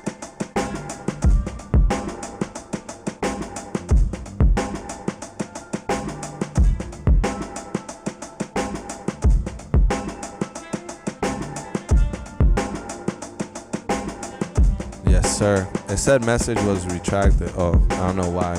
Lawrence. Somebody, Mr. Lawrence 13. Maybe he cursed or something. That monitor trick is why a lot of cats do the drum first. Keep meaning to try that. Yeah.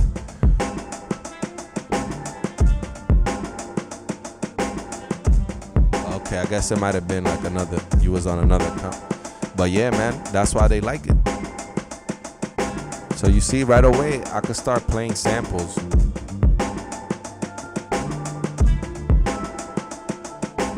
Off, and it's gonna be on the timing of my drum group. So the samples, you could audition.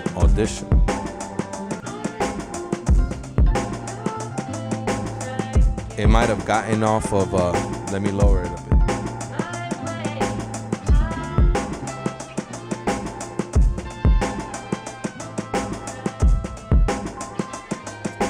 It might have got a bit off timing right there, but that's why I got this stop and start button.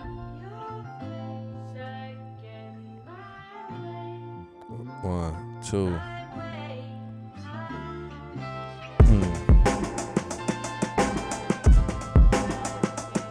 You could listen to samples all day if you put the Splice Bridge at the tempo on your DAW as what you want to. Because a lot of what I used to struggle with, and if you're a DJ, you're probably nice at this, is beat matching. So basically what Splice Bridge acts, let me stop it. It acts as a beat sync. It acts as a beat sync button, kind of. You could call it cheating, whatever, or, you know, you could do it manually. Yes. When I was sampling at first, I would get my drums right. Then I load up a sample on vinyl, and it's like it's not matching because the BPM, you got to pitch it up and down using the pitch note slider on the turntable. If you're a DJ, you know that's what you had to do before we had Pioneer create a tempo, you know, a beat sync button. If you have Serato or if you have Record Box, you would notice. Go to Pete Rock's page.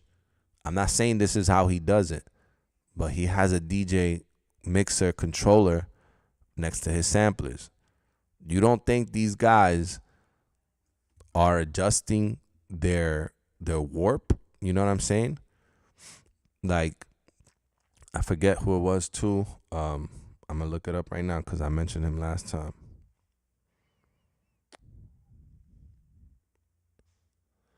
DITC. Lord Finesse. So Lord Finesse showed a whole like Red Bull Academy breakdown, I think it was, how he warps his sample inside of Ableton. So what do you think he's doing? If he has a 90 BPM drum loop, he's going into Ableton. He's taking a soul sample that he took maybe from vinyl, obviously from vinyl, because he's digging in the crates, and going into Ableton and lining up the transients before he puts it into his SP1200.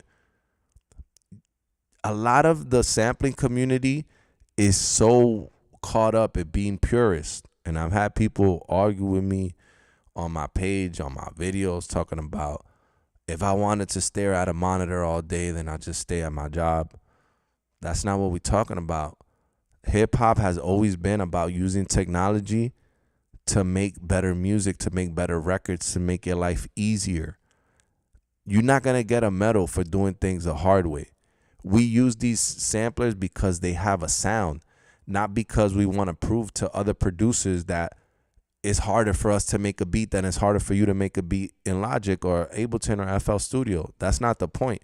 And the moment that it becomes easier and more productive, you'll see producers go to Ableton. No ID was breaking down a beat on the Tomorrow Network in Ableton. Bink was breaking down a beat using Serato Sample and Logic. These are some of the best, my favorite producers in hip hop.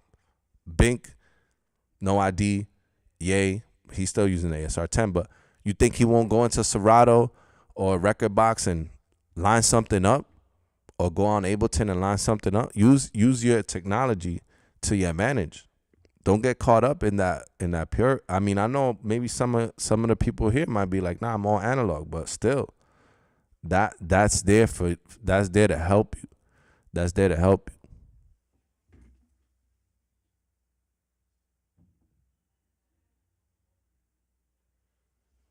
Yep, I'm just looking at the adaptation and results first. Yep, for sure, Lawrence. But my point is this: the way that I'm using Splice Bridge, even though it's like, all right, yeah, samples from Splice, you should be.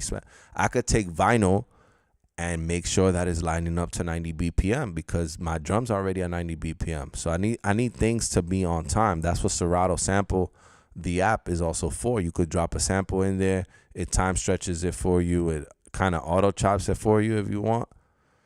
But nobody's mad at that if that's how you get your results. You know, right now I feel like if I'm gonna audition loops all day, like I said, I go into any pack on Splice and I'm gonna just play it at 90 BPM.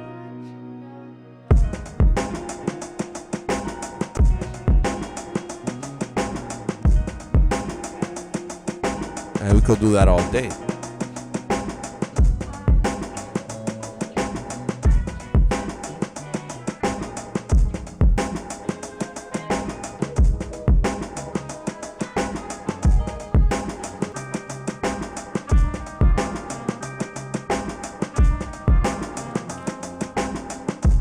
I'm looking through like that soul pack that I showed you guys. It's called Tape and Dust Vintage Soul Origin Sound. This is already at 90. See? So even without Splice Bridge, I could just hard it. I could just hard it, right? I harded that. Now I go to my app. And this is not a promotion for that app. You know what I'm saying? They're not cutting me a check. This is just a format that's working right now because my turntable's broken, and I want to show you guys. I just want to show you guys the process that you don't got to make it complicated. So I go into my library, my likes, my songs. That song start is already there. So I'm gonna connect my phone, play it back to get some volume. Just sample that into the ASR from my phone.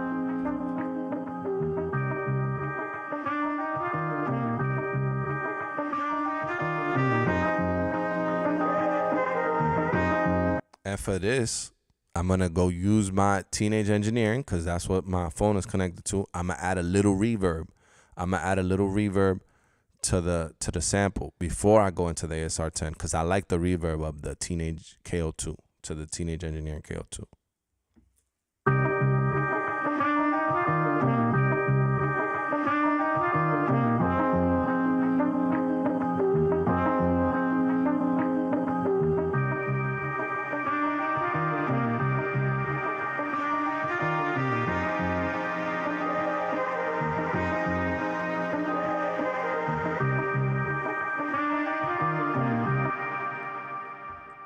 That's a dope sounding reverb.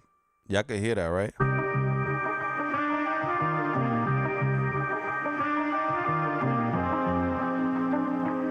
I hope that's coming through. That reverb sounds good on this little $300 sampler.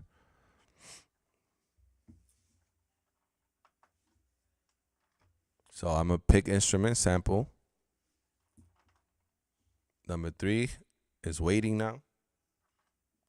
I'm gonna hit play on the sample.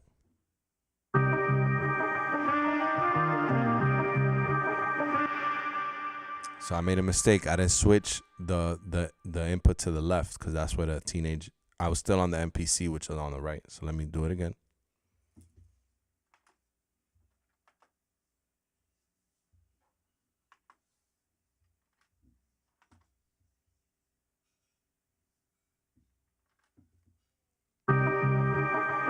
Now it's recording.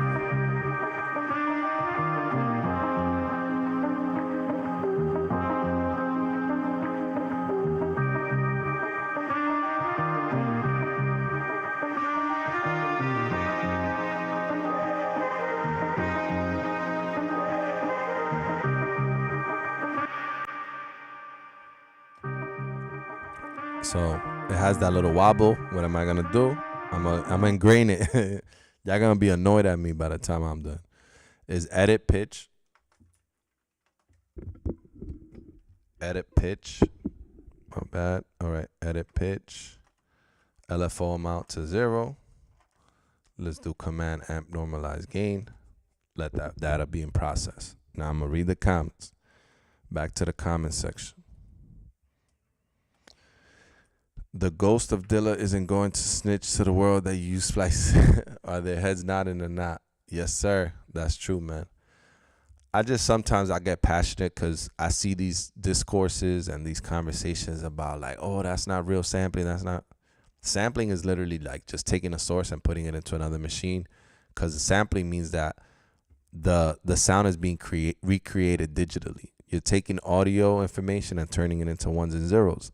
And then the way that machine recreates that waveform is going to give it sampling, like character, whatever the character is of that machine. But nah, I just see, sometimes there's a lot of purists or like quote unquote purists that's like, oh, nah, you're going into a DAW. Like I got a DAW list set up. Like that's the goal if your hobby is like that. But everything that's commercial or like that's out there, you gotta hit the digital somehow.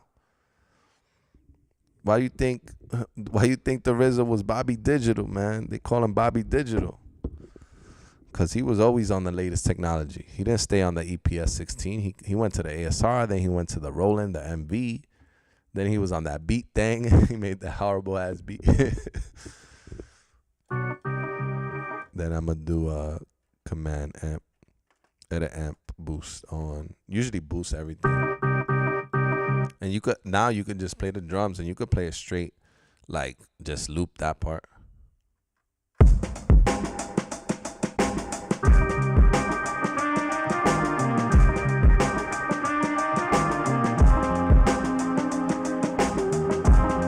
I could chop this too, man. Y'all gave me hype.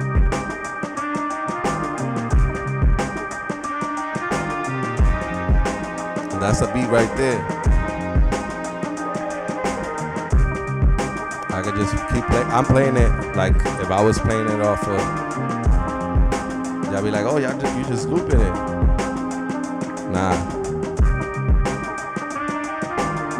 That's me triggering it. We got Kanye doing Sunday service doing the same thing. He played a whole DJ set with the ASR. That's me triggering the sound. If I let go, it's like, it's not, ain't no cheating. There's no cheating in the ASR. It's how you use it. I'm teaching y'all how you could use anything you have. I could have sampled off of YouTube, connected my phone, but if I do that, I'm gonna get a copyright strike. I'm gonna keep saying it because I know people come in and out the live stream at different times, and they doubt in the process, man. They doubting that we really working on these machines, and that's not the case. So now I got this sample. I could already sounds good because I auditioned it, right? That's why I want to know. I want to know what I'm putting into my sample before I take the time, because it takes time. It takes a lot of time. So now I'm like, I could hear the bass line. I'm like, boom, boom. I could chop it. I could just go edit range. I'm gonna put it on. First of all, this is why I put edit layer sometimes on pitch table. I go to no pitch. So now instead of it being like, let me show you with pitch. You could get the chipmunk sound. Probably not that fast, but anyways, I don't want it to be at different pitches. So I put the pitch table of the layer on no pitch. So now it's the same pitch across the keyboard, right? But again, if I want to copy my wave sample and not use a lot of memory, create different start points, I want my first hit to be just on this key. So I go to edit pitch range, and I go, the low is going to be C4, the high is going to be C4. And if you hit the first key and put it on low, it automatically puts it on the next one, and then you just hit it twice and it leaves it there. Go back. Now there's no sound anywhere else but that one key. I could make 8 copies now, because what I usually like to do is I like to chop on the white keys. I like to chop on the white keys only. And that's just a preference. Some people go like up and down. I like to keep all my chops here because it's easier for me to hit these white keys than for me to go boom, boom. I did it earlier with the drums. It don't matter. But that's a preference. So I go 1, 2, 3, 4, 5, 6, 7, maybe 8 chops, right? So I'm gonna create eight wave samples, and then I'm gonna put them all across this keyboard. So I'm gonna make a copy. You could do it all at once, but I usually like to go one by one. So that's wave sample 1. So I'm gonna go command wave, make sure I go over to copy wave sample. Copy wave sample to unnamed instrument, because I didn't name that. Instrument 3, yes. To layer 1, yes. Parameters only. You want to make sure you're not on parameters and data, because that's going to start eating up your memory. I talked about that before. Parameters only is just going to copy. It's going to be the wave sample, but it's always referencing the original wave sample. That's the concept of that. Let me see. You can just filter the bass line on a duplicate instrument and sound strong enough. Yes, sir. That's exactly what you can. That's how a lot of beats were made, man. Just do that, copy the sample, filter it. The 950, the filter will bring the bass, boom, crazy. Parameters only, enter. Wave sample 2 was created, but guess what? Wave sample 2 is now only on the. Where's wave sample 2? The range. You got to change the range, so you got to put it on D. Edit pitch, go to range, wave sample range, hit D4 twice. So now you got wave sample 1 and wave sample 2. They're both starting at the same position. How do you create the next chop? Go to the edit layer and then forward no loop, and then start changing the start position of this second sample. That's how you chop. So maybe you want to chop at the horn, you could do.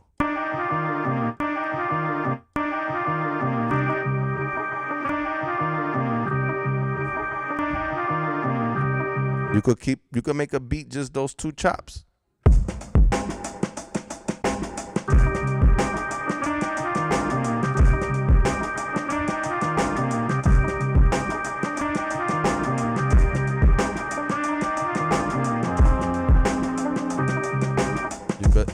could go as deep as you want with that, as far as like how you want to chop it.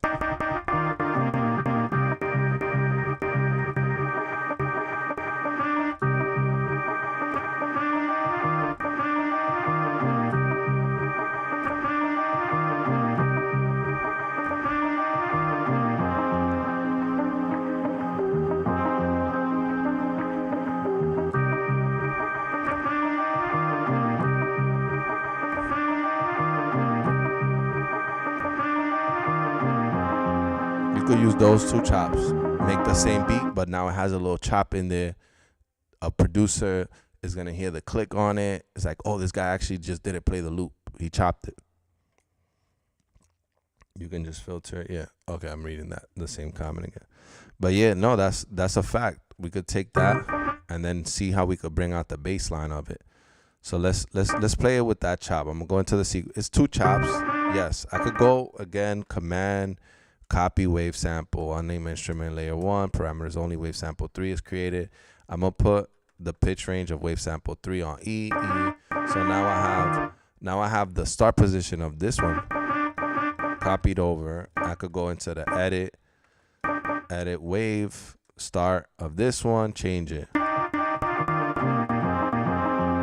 I go.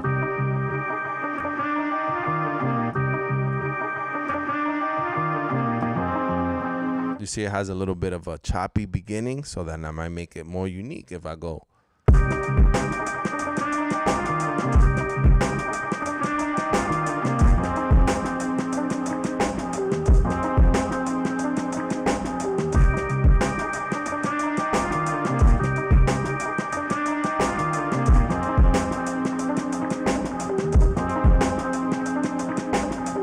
With 3 chops. You could keep going. You could keep going and play it out the whole way. That's kind of that's the process of working with it. And this one's coming in a little early. I go into wave. I'm like, let me get closer to the transient. And then usually I will put edit layer. I will go to that trigger mode that I was using earlier that wasn't working out for that drum loop for me. Go to trigger. So it'll cut each other off. You see, it's doing it's like a little space. I'm using my ear. I could hear that there's some space in that transient. Let me see.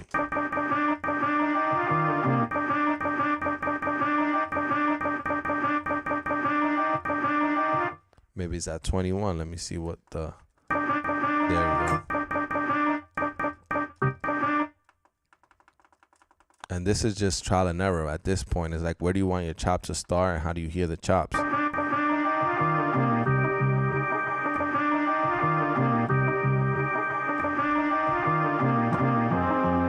See that ding is like starting a little late. So I'm gonna go to edit wave 3, edit wave, and I'm gonna change the start position.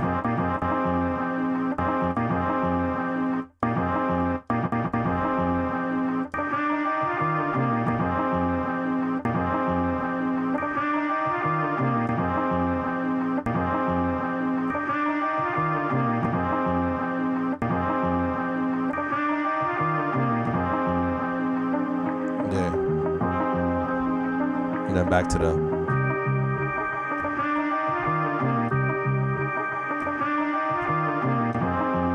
and I like that it's a little stuttery, you know, that's what's gonna give it that swing. So go to edit sequence, get edit sequence, record play, and I'm gonna record those 3 chops. And then since I recorded the whole loop, at the end of the 3rd chop is just gonna play kind of like the whole loop without it being chopped, so it's gonna sound in time. So a lot of producers would do that sometimes. They just make a beat, like 1 chop, 2 chops, and then let the rest of the loop play, so that it sounds a little bit choppy, but it's not like you playing the whole loop, like chopping it into little pieces. You could do that, and then you could manipulate the timing of it.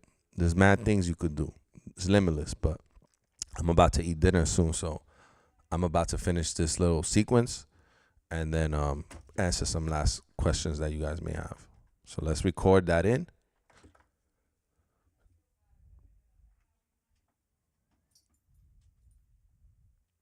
Actually, before we do that, this is only a 2-bar loop. So what I'm gonna do is I'm gonna change the length of the loop. I did this in another video. I'm gonna go to command sequence. It's a 2-bar loop. I wanna make it like 4, let's say. Let's try 4 because I think that chop is 8 or 4. Let's try 8. Append sequence. So I'm gonna add 2 and 2 is 4 from sequence 1 to sequence 1. Now I have a 4-bar loop and I'm gonna do that again. Append sequence from sequence 1 to sequence 1. Enter is done. So now instead of a 2-bar loop that I have with the drums, I have an 8-bar loop.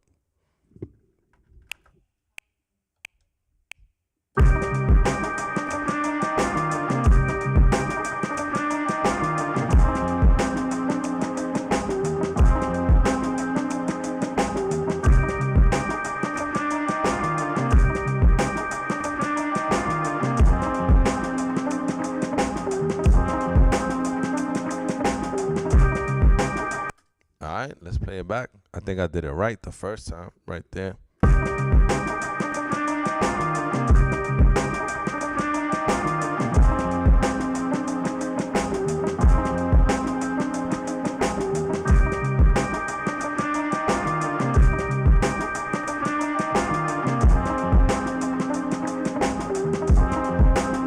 You could try to quantize it. I would probably, somebody might like it the way it is already. Command track, quantize, track 3 to 116. See if it makes it sound tighter.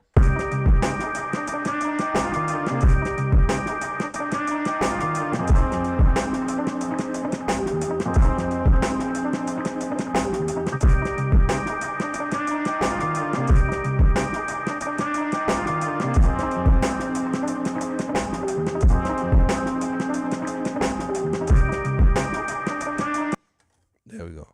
So that's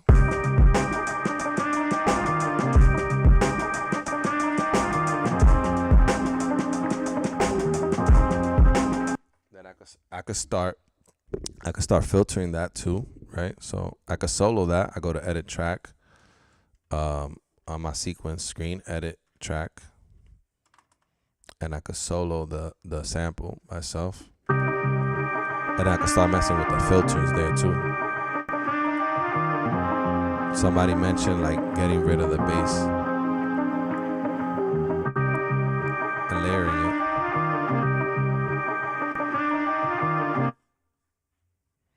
Maybe. You want to add your own bass line, you could do this. Let me see. Use the other filter. This one, the 2, 3, 2.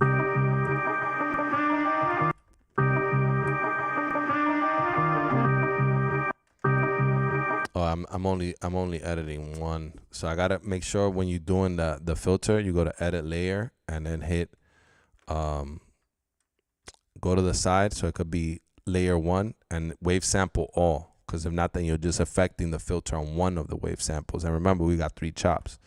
So let me go back to the filter.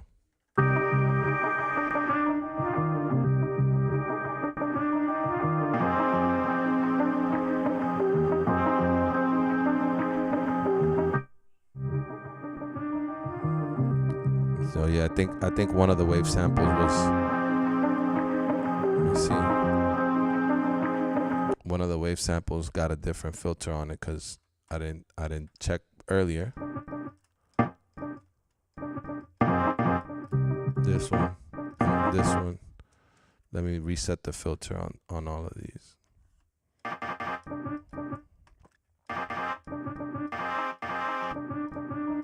And then go to this wave sample filter. Yeah, they have different filter settings.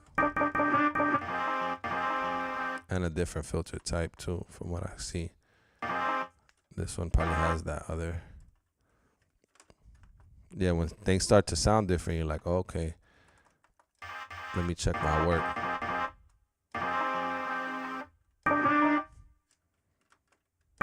To filter. And then this one. Edit filter. Yeah. 150 to 150.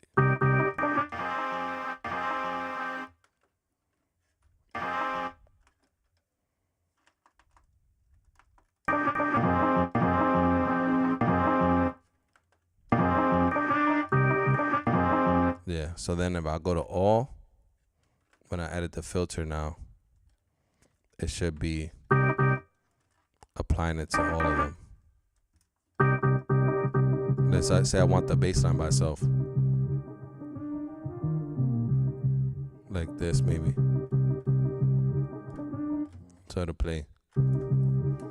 Let me hear it with just and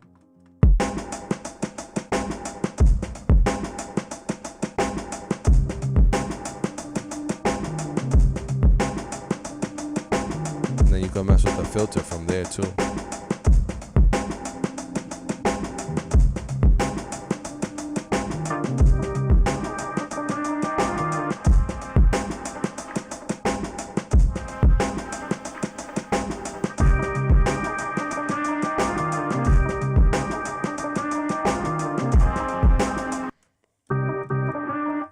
And then we could do a version where we just spam the loop. We could just be like, go to edit sequence instead of using the ones with the chop. I'm gonna overwrite the chop and just do record play.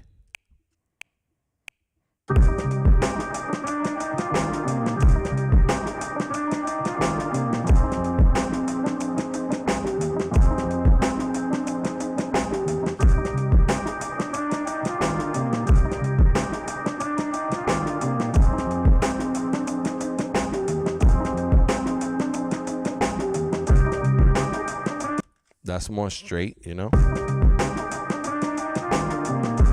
That's more Bad Boy Records. Where you just sample the loop.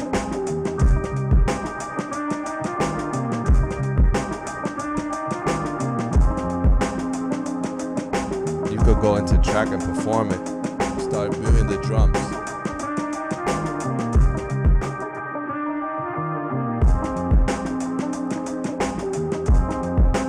Remember, we had that kick layer though, so the kick is still hitting. But you could solo just the sample.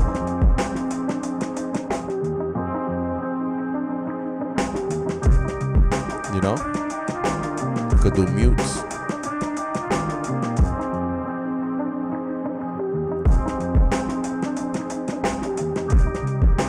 You know what I mean? The possibilities are endless. I'm like, where did that come from? I hit the MPC. Feedback, comments, questions, love.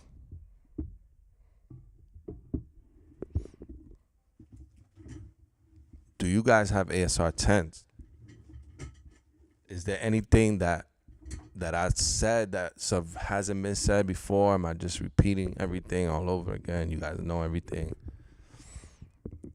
Maybe it's just like, yo, didn't think about that. This rug is crazy under my chair.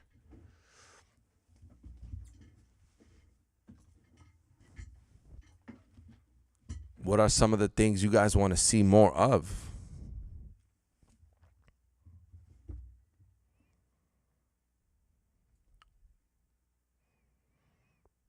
There were some questions too that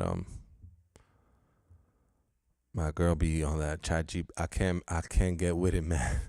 I can't get with the AI stuff yet. I know I'm falling behind, but I can't get with it. I got too much old technology to catch up on to be on this whole AI wave right now. Let me see. She sent me a bunch of questions that I could ask. Let me see what are some good ones. If you guys care about any of this stuff about the ASR. What makes the ASR 10 sound different from an MPC? Thank you, my brother Heatwave. Yeah, man, I showed you guys, if you watch the stream, how it came together. I'm glad it was dope. If you pick dope sampling material and you know how to work your samplers, you're going to make a dope beat every time. That's kind of what I'm trying to get at. If you know what you're doing in any machine, you're going to make something dope. And it's going to have your signature because of the way you approach it. Yeah, a lot of these questions I think I've addressed, man. Some of them.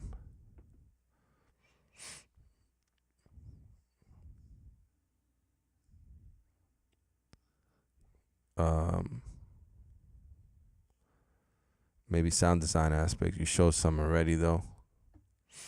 Yeah, what part of the sound design, like, are you curious about? Or maybe I did address some of it, but what were you like referencing in that regard? Like adding sounds before going into the ASR, how to shape your sound with EQ. I'm just reading some of the questions that you know, like ChatGPT might have like suggested. Was something the ASR 10 can do that 95% of owners never learn. I would say something that the ASR could do that 95% of owners never learn is the transwave. How to work with transwaves, and that makes it very powerful. I still don't know how to do that. If you lost everything and got a blank ASR 10 tomorrow, how would you set it up? I get a blank ASR 10 every time I turn it on because I don't have any preloaded sounds on it. Yeah, some of these questions, they're not stupid, but they're just like, I want to see more sequencing on the 2K XL with samples on the ASR. Fire. Yeah, Lawrence. I'm gonna look in my closet for the MIDI cables.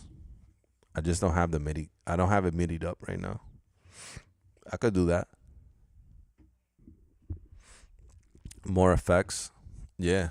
I could have ran the let's put the sample on solo real quick and let's hear some of the effects of the ASR 10.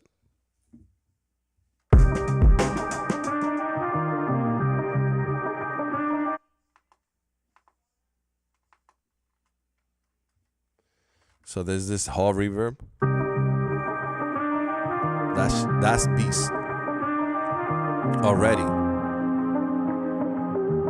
Probably the reverb that you heard on some of your favorite hip hop tracks, because this is what they were using. Add that, and I could put that just on the sample by putting the drums on bus 3.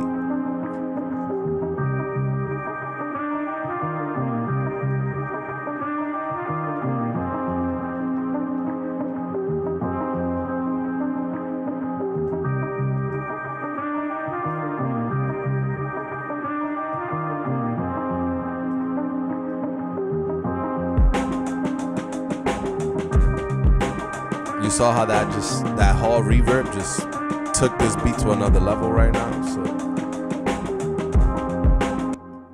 that reverb is crazy. That's from the ASR 10. So I had put a little bit of reverb from the Teenage Engineering, and then so I discussed this before, and I repeat myself a lot because new people come in and out of the stream. When you put it on the reverb, on the hall reverb, you have 3 buses, internal buses. So you got to know about mixing.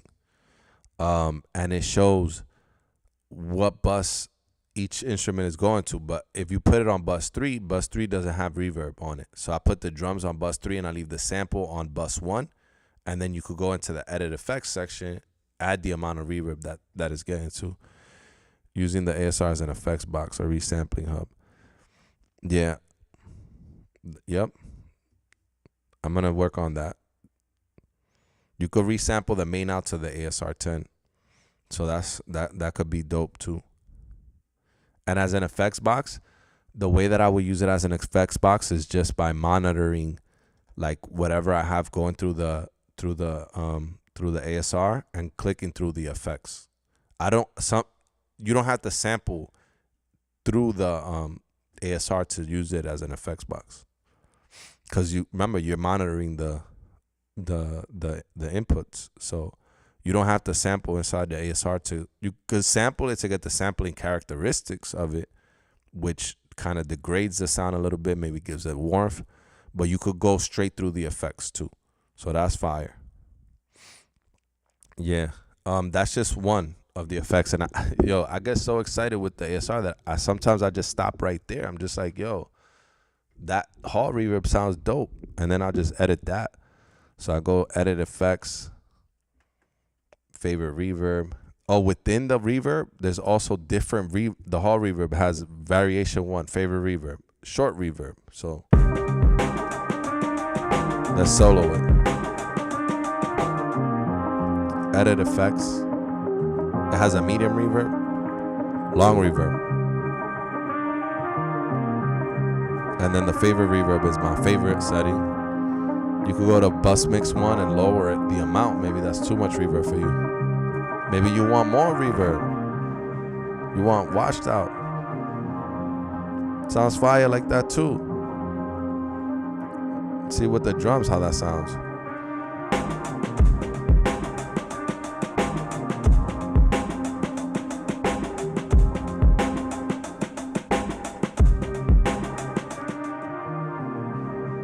That's just the reverb. That's the hall reverb. Then they got this other reverb that's called 44 kilohertz reverb.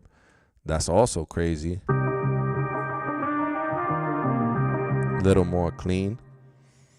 The effects were crazy on this. Room reverb. Little more conservative. The next dual delays.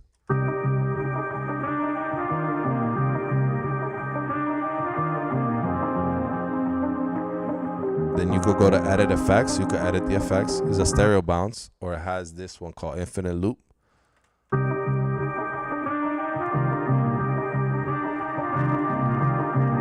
It's kind of crazy. It has a slap delay. That might help you fill out the pocket if your loop is a little bit off timing, right? Edit track.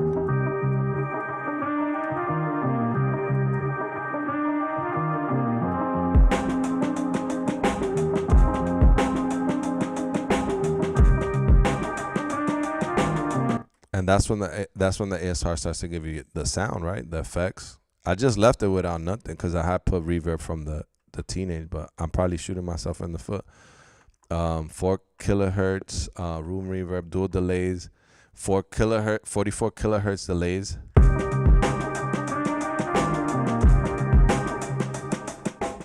I want to play without the drums so you guys can hear the effects. That's the 4 kilohertz delay. Chorus plus reverb. I love this effect.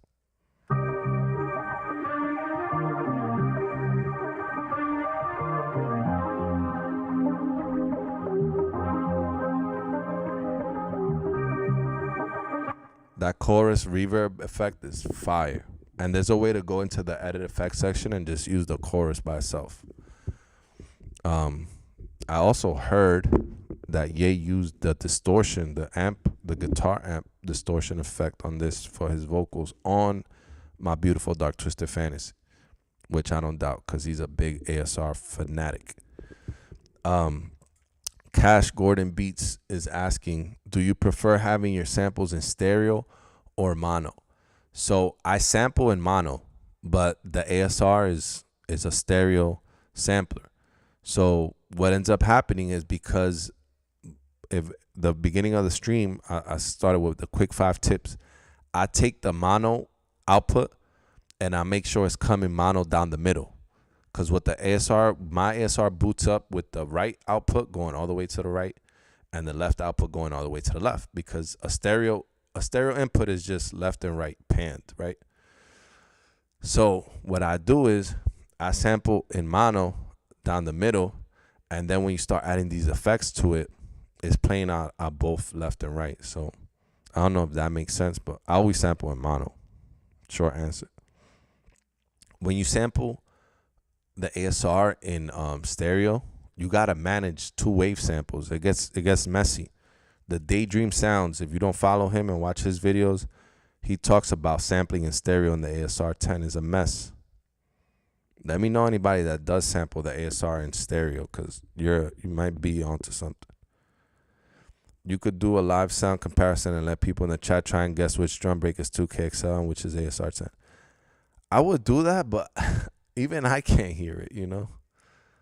I would be like, it would just be I think it would turn into like a fight in the chat. You could also resample a drum break with all the available bit rates. Yeah, that takes a long time. I've tried to do that on the channel, but when you sample reduce on the 2K and on the ASR 10, the resampling takes if you think that the normalized gain function takes a long time, that takes long. So what I might have to do is, before I get on the stream, I might take a drum break and put it on different keys already resampled, like all the way down. That's a lot of what RZA used to do, I believe. He used to do that a lot. Yo, yeah, no problem, Cash. EPS 16, we was talking about it yesterday. That's a beast. You have the 16 plus or just the regular 16? How are the effects on there too? If you could let us know. Yeah, so you probably got the same thing when it says sample left or right. I just sample one side. And then like Don Cannon was talking about this too. Like he also does it the same way, but you listen to both sides. Like if you're chopping off a vinyl, listen to the left side by itself, listen to the right side by itself, because a lot of these records, sometimes you'll have more hi-hat on like the right side or less kick, you know? Like the kick is hitting more when you sample the left input. Now, when I sample in the 2000 XL, I sample in stereo, because the way that the MPC 2000 XL handles samples, the stereo is already like combines the sample. You lose track of stuff in the ASR 10 when you sample in stereo. 16 plus turbo and a 16 plus rack as well. Great effects, but this has more. Oh yeah, you load it up with the 16, man. You got the turbo. I want a 16 plus, man. I would love to work on the keyboard version of the 16 plus, because I feel like the fact that it's a little bit stripped down than the ASR 10, it would be kind of like what the 2000 XL is for me. Like I feel like a ASR 10 is like a MPC 4000, and for me the EPS 16 plus would be like my version of the MPC 2000 XL, if that makes sense.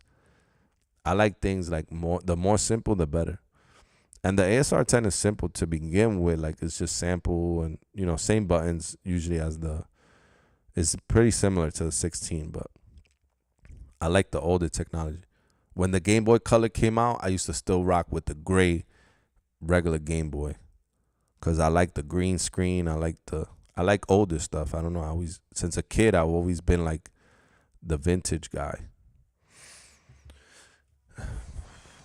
And the ASR 10 is already vintage. Oh yeah, you can adjust the sample rate before sampling. You can't really adjust that in the 10. You could go from 30 or 44, and I think I've shown that in the channel as well. If you want to get lo-fi, excuse me, if you want to get lo-fi on the ASR 10, you have to do the resample after the fact, and that goes in on command.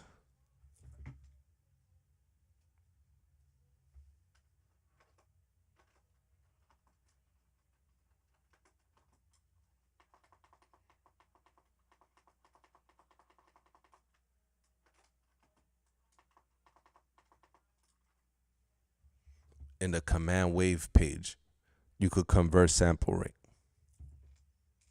That will degrade your sample. It just takes a little bit of time to process it.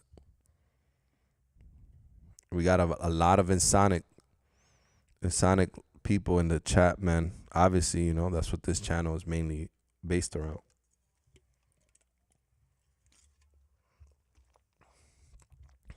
For those that are just joining, made a beat with a drum break, drum layers, and a sample. Now I'm just answering questions, vibing before logging off. I'm trying to keep this consistency going, live streaming as much as I can, just getting on here, answering questions, repeating stuff, because a lot of this stuff is it's a repetitive process, you know. That's why they're trying to like use AI for everything, because it's like, oh, you could offload an agent to get rid of repetitive tasks.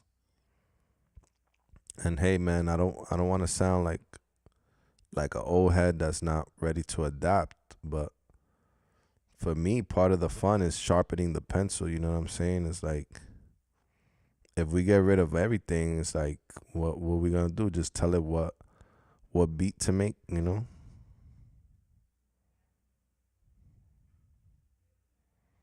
Swing comparison between the 2K and the ASR. Yeah, I like all those suggestions, Lawrence. That's a lot of good ideas, man.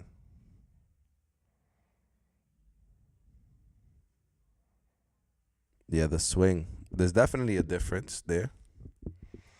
And then if you want to nerd out, um, it has to do with the PPQ.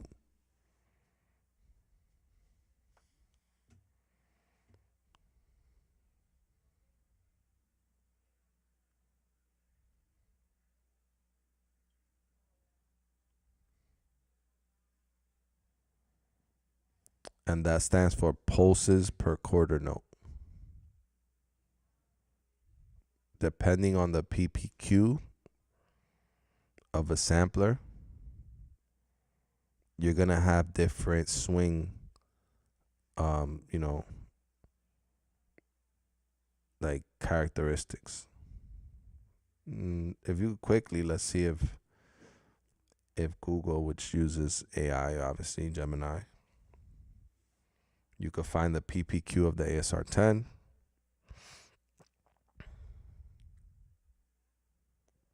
.96 PPQ. The Ensoniq ASR 10 pulses per quarter note. 96. Let's see how many PPQ of AKAI MPC 2000 XL. And also the 60s and the 3000, they all had different PPQs. So they both have 96. And then obviously the swing and that also changes. So it has 384 ticks on 4/4.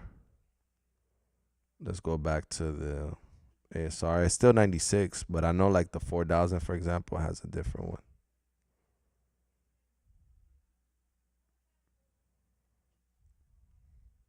The ticks too is different. Ensoniq ASR 10.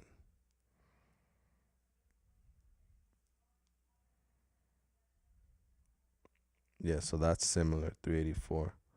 And the resolution, obviously. Let me see if it shows me the other one. 384. So I mean, they're both similar in the times that they were created, but I know once you start looking, I've gone down that rabbit hole before. Do you prefer 44 or 30? I usually use 44. That's one of like my lucky numbers, superstitious or whatever. But 30, if you're trying to be gritty, you should do 30. 44 to me is like, I think my ear is tuned more to that just because I'm born in 86, right? So when I started really knowing music, like loving music, was like when I was 10, when I came back from the DR to New York. It was like 96. So that was CDs were out. CDs were starting to come out. So I think I like the sound of CD 16-bit 44. I don't know. That's my theory of why I like 44. Some people think 44 is too clean. Back then they used to say 44 was too clean, you know? But I think it's also like genre specific. Like if you make it more like things that you want it to sound lo-fi, use 30 for sure. Use 30. You're gonna get less high-end detail. That's the science. Then from there is taste. But yeah, if you go down the rabbit hole of swing, obviously each machine is gonna have different ones because it's just like the less resolution. That's what it comes down to too. The less resolution that a sampler or a sequencer, not a sampler, a sequencer has, because that's part of the sequencer of the machine. You're gonna have less like exactness, right? So if you're playing something in the ASR 10 and let's say it has a lower resolution, it's gonna nudge things closer to the 1. Whereas like something that has a higher resolution, it'd be more like the ticks it could go is mad. If you go on Logic, that, you know, it's crazy. You can move things like just a little bit. Whereas, you know, in the ASR, you go into ticks and it's like go up 1, 2. You don't even know what those numbers sometimes are doing if you're moving things over. But yeah, as far as like when I sample in the ASR, I'm usually at 44. That takes up more space though. With the 2000, you don't got an option. You could also convert sample rate after the fact. It takes a long time to do that. To degrade the sound if you want to do it that way. Change it down to like, 8-bit, 12-bit. Because you're coming in at 16, so you could go down very, very low on the ASR 10. You could like change the sound to sound like some other stuff by lowering the bit rate.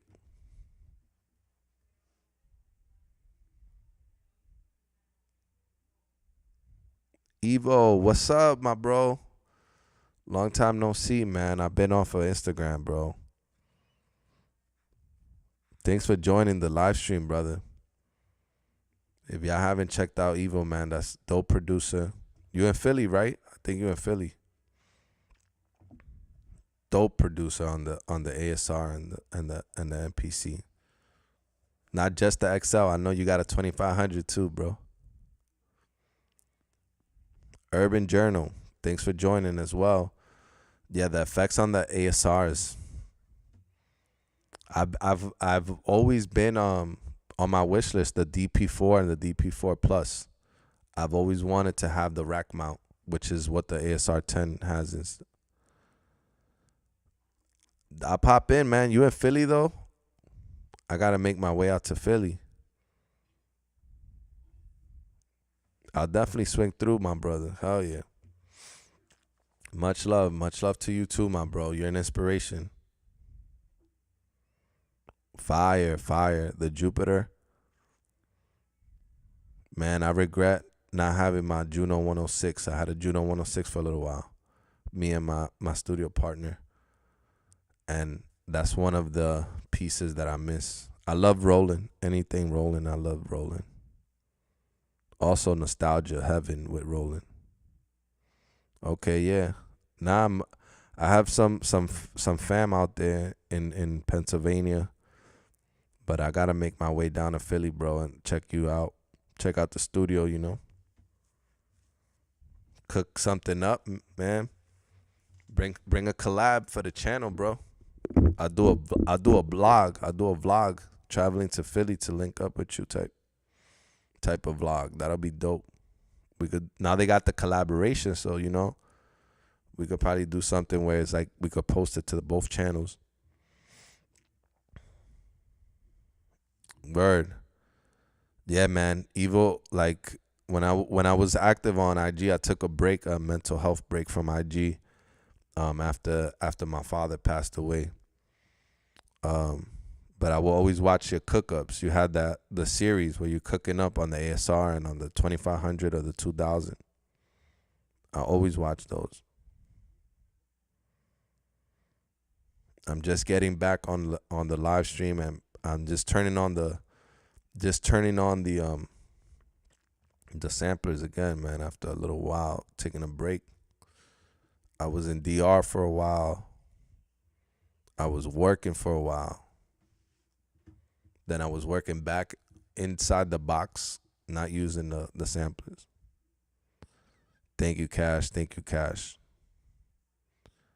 Appreciate it. But yeah, life happens, man. Life happens, and sometimes it takes you away from the music. But if you love this music, you're gonna come back always. Let me play. Let's see what we had. What we had, the chorus on it.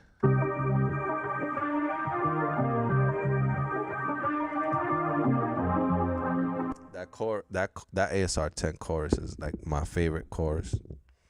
Besides the Ibanez PT4 chorus. Phaser reverb. You could go crazy, man. Flanger reverb. That sound like some Tame Impala, man. Tame Impala flanger. What is it, flanger? Yeah, flanger. They put that on the drums a lot. Tame Impala.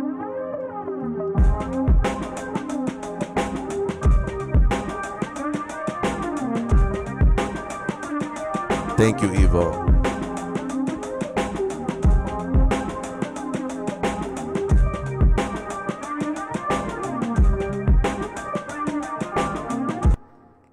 Thank you, Evo. Yeah, man. It's always, that's a tough topic to talk about. I'll probably get more into it later on and stuff, but it's part of it. It's part of life, man. And I made a post when I was in the DR, and just keeping it real, man. Keeping it real, because we always like to portray like, oh, everything's good. Instagram is a highlight reel, but life is happening, man. And it's just as important to talk about the things that keep us from creating than just like celebrating. Not that you shouldn't be a Debbie Downer, but like, we adults, we're aging. We're getting to that point at times. I know I've seen a lot of, the analytics, like a lot of people that watch this is 35 plus. I'm 39. I may look, at least what people tell me, I look a little younger, but I'm 39. So we reaching that age where like our family members are going, our friends. I had some high school friends that had strokes, and I was like, what? When I was 30, I'm like, what? Like, this happens to people my age group, or like, and then now, with our parents and stuff, it could happen, and might have happened already to some people here. And I just want to be authentic, because that affects what you make. That affects, I'll be 40 in October, bro. 1986 gang. You see, Evo? I knew like that is like an energy, man, when you're born in the same year as somebody. 1986 boys in the building. I love using the ASR as a guitar pedal or Pro Tools insert. Yeah, I was talking to them about that, man. You could just monitor the record input to the ASR and use it on your voice. I heard Kanye use the amp, the distorted amp effect for Dark Twisted Fantasy from the ASR. So that's a little gem that I don't know where I heard it, but I think Mike Dean might have said it. Yeah, you see the flanger, bro. That's Tame Impala all day, Urban Journal. Sometimes you got to make good on following through on your goals and dreams to honor the memory of those who made that promise to before. Yes, sir. Yes, sir. I'm telling you, bro, not just to like say it, but I move different after that. Cause it's like, I feel like and this might come at different times for different men, but you don't really become a man until you lose your father, whether you lost him through a tragedy or you just never had him around. Some of us were forced to become men too early, right? Like, let's say your father walked out on your family, or you lost him to incarceration or to a health issue, like I did with my dad. It's like you realize like how much you got to step up after that person's not around, and you got to keep delivering on that promise to be the leader, that promise to be a stand-up person, that promise to show love and respect to everyone that's around you. You know what I'm saying? If you had good examples of father figures in your life, then you're gonna be a good father figure to somebody else, whether that's your own kids or kids that need you in the community. You know what I mean? So I'm all about empowering, like empowering each other. You know what I'm saying? So shout out to that comment, Lawrence, because you're right, man. That's a lot of the reflection that I took. I took time off to reflect how I was gonna come back and step up. Isn't that what D'Angelo was doing? You can get tones very similar to Brown Sugar album through the ASR effects. Voodoo Child, or Voodoo, not Voodoo Child. That's the Jimi Hendrix thing, but yeah, there's a lot of information on the D'Angelo sessions. Questlove was there for like all of it, so he would have to, I've seen some of the stuff about that D'Angelo was one of my favorite artists. Rest in peace too. But yeah, I wouldn't doubt it because he was a big ASR user too. I believe you know, the ASR was prominent during that time. Yeah, man. Yo, each one teach one, bro. Evo, I'ma holla at you, bro. We definitely tapped in, bro. Thank you, my brother, for inspiring, for popping in. Much love, man. Keep teaching the kids and the people. Keep making that heat too, bro. I want to see more plaques, more plaques. You already got plaques on plaques. Let's get it, man. Much love.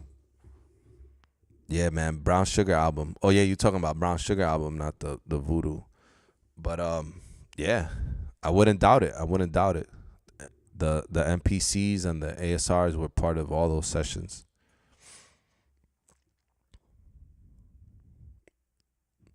And I gotta say again, I'm gonna look at the camera now. I've been looking at my phone because I'm looking at the questions. You see, I'm looking at the live chat because my old eyes can't see the screen. The little chat. But I'm gonna say this, man, before I leave. This has been like a very, very, very eye-opening thing to do these live streams because the love, the knowledge that I feel that I'm sharing is great, and the support, the questions, the people participating in the chat, answering each other's questions, putting out information, putting me on to stuff, things I gotta go check out, things I gotta study more on. It's been such a blessing, man, to like get on like 4 days. I've been just getting on for like the last 4 days. Guess what? This is giving me a battery on my back to just keep getting on here, keep growing this community, keep sharing with y'all everything I know, and just making beats, talking, taking breaks, whatever, man. Just thank you guys. Thank you from the bottom of my heart, man. For real, for real. But yeah, man, it's dope being here with you guys, meeting new people, connecting with old friends, man. On this, coming into my stream, like that's love, man. With that being said, this is it for today, man. I hope to be back on tomorrow at some point, or whenever the opportunity opens up. I'm leaving the camera like in the same position. I'm just like not giving myself excuses to not get on here and cook something up real quick on the ASR, because I know I'm going to just ramble about stuff that you guys are going to be, you know, that's going to edify you guys when you go and create on your samplers. Much love to all of y'all. Keep creating, keep killing it, and stay blessed, stay positive, empower each other, man. It's your boy FREEPLAY, and I'm out.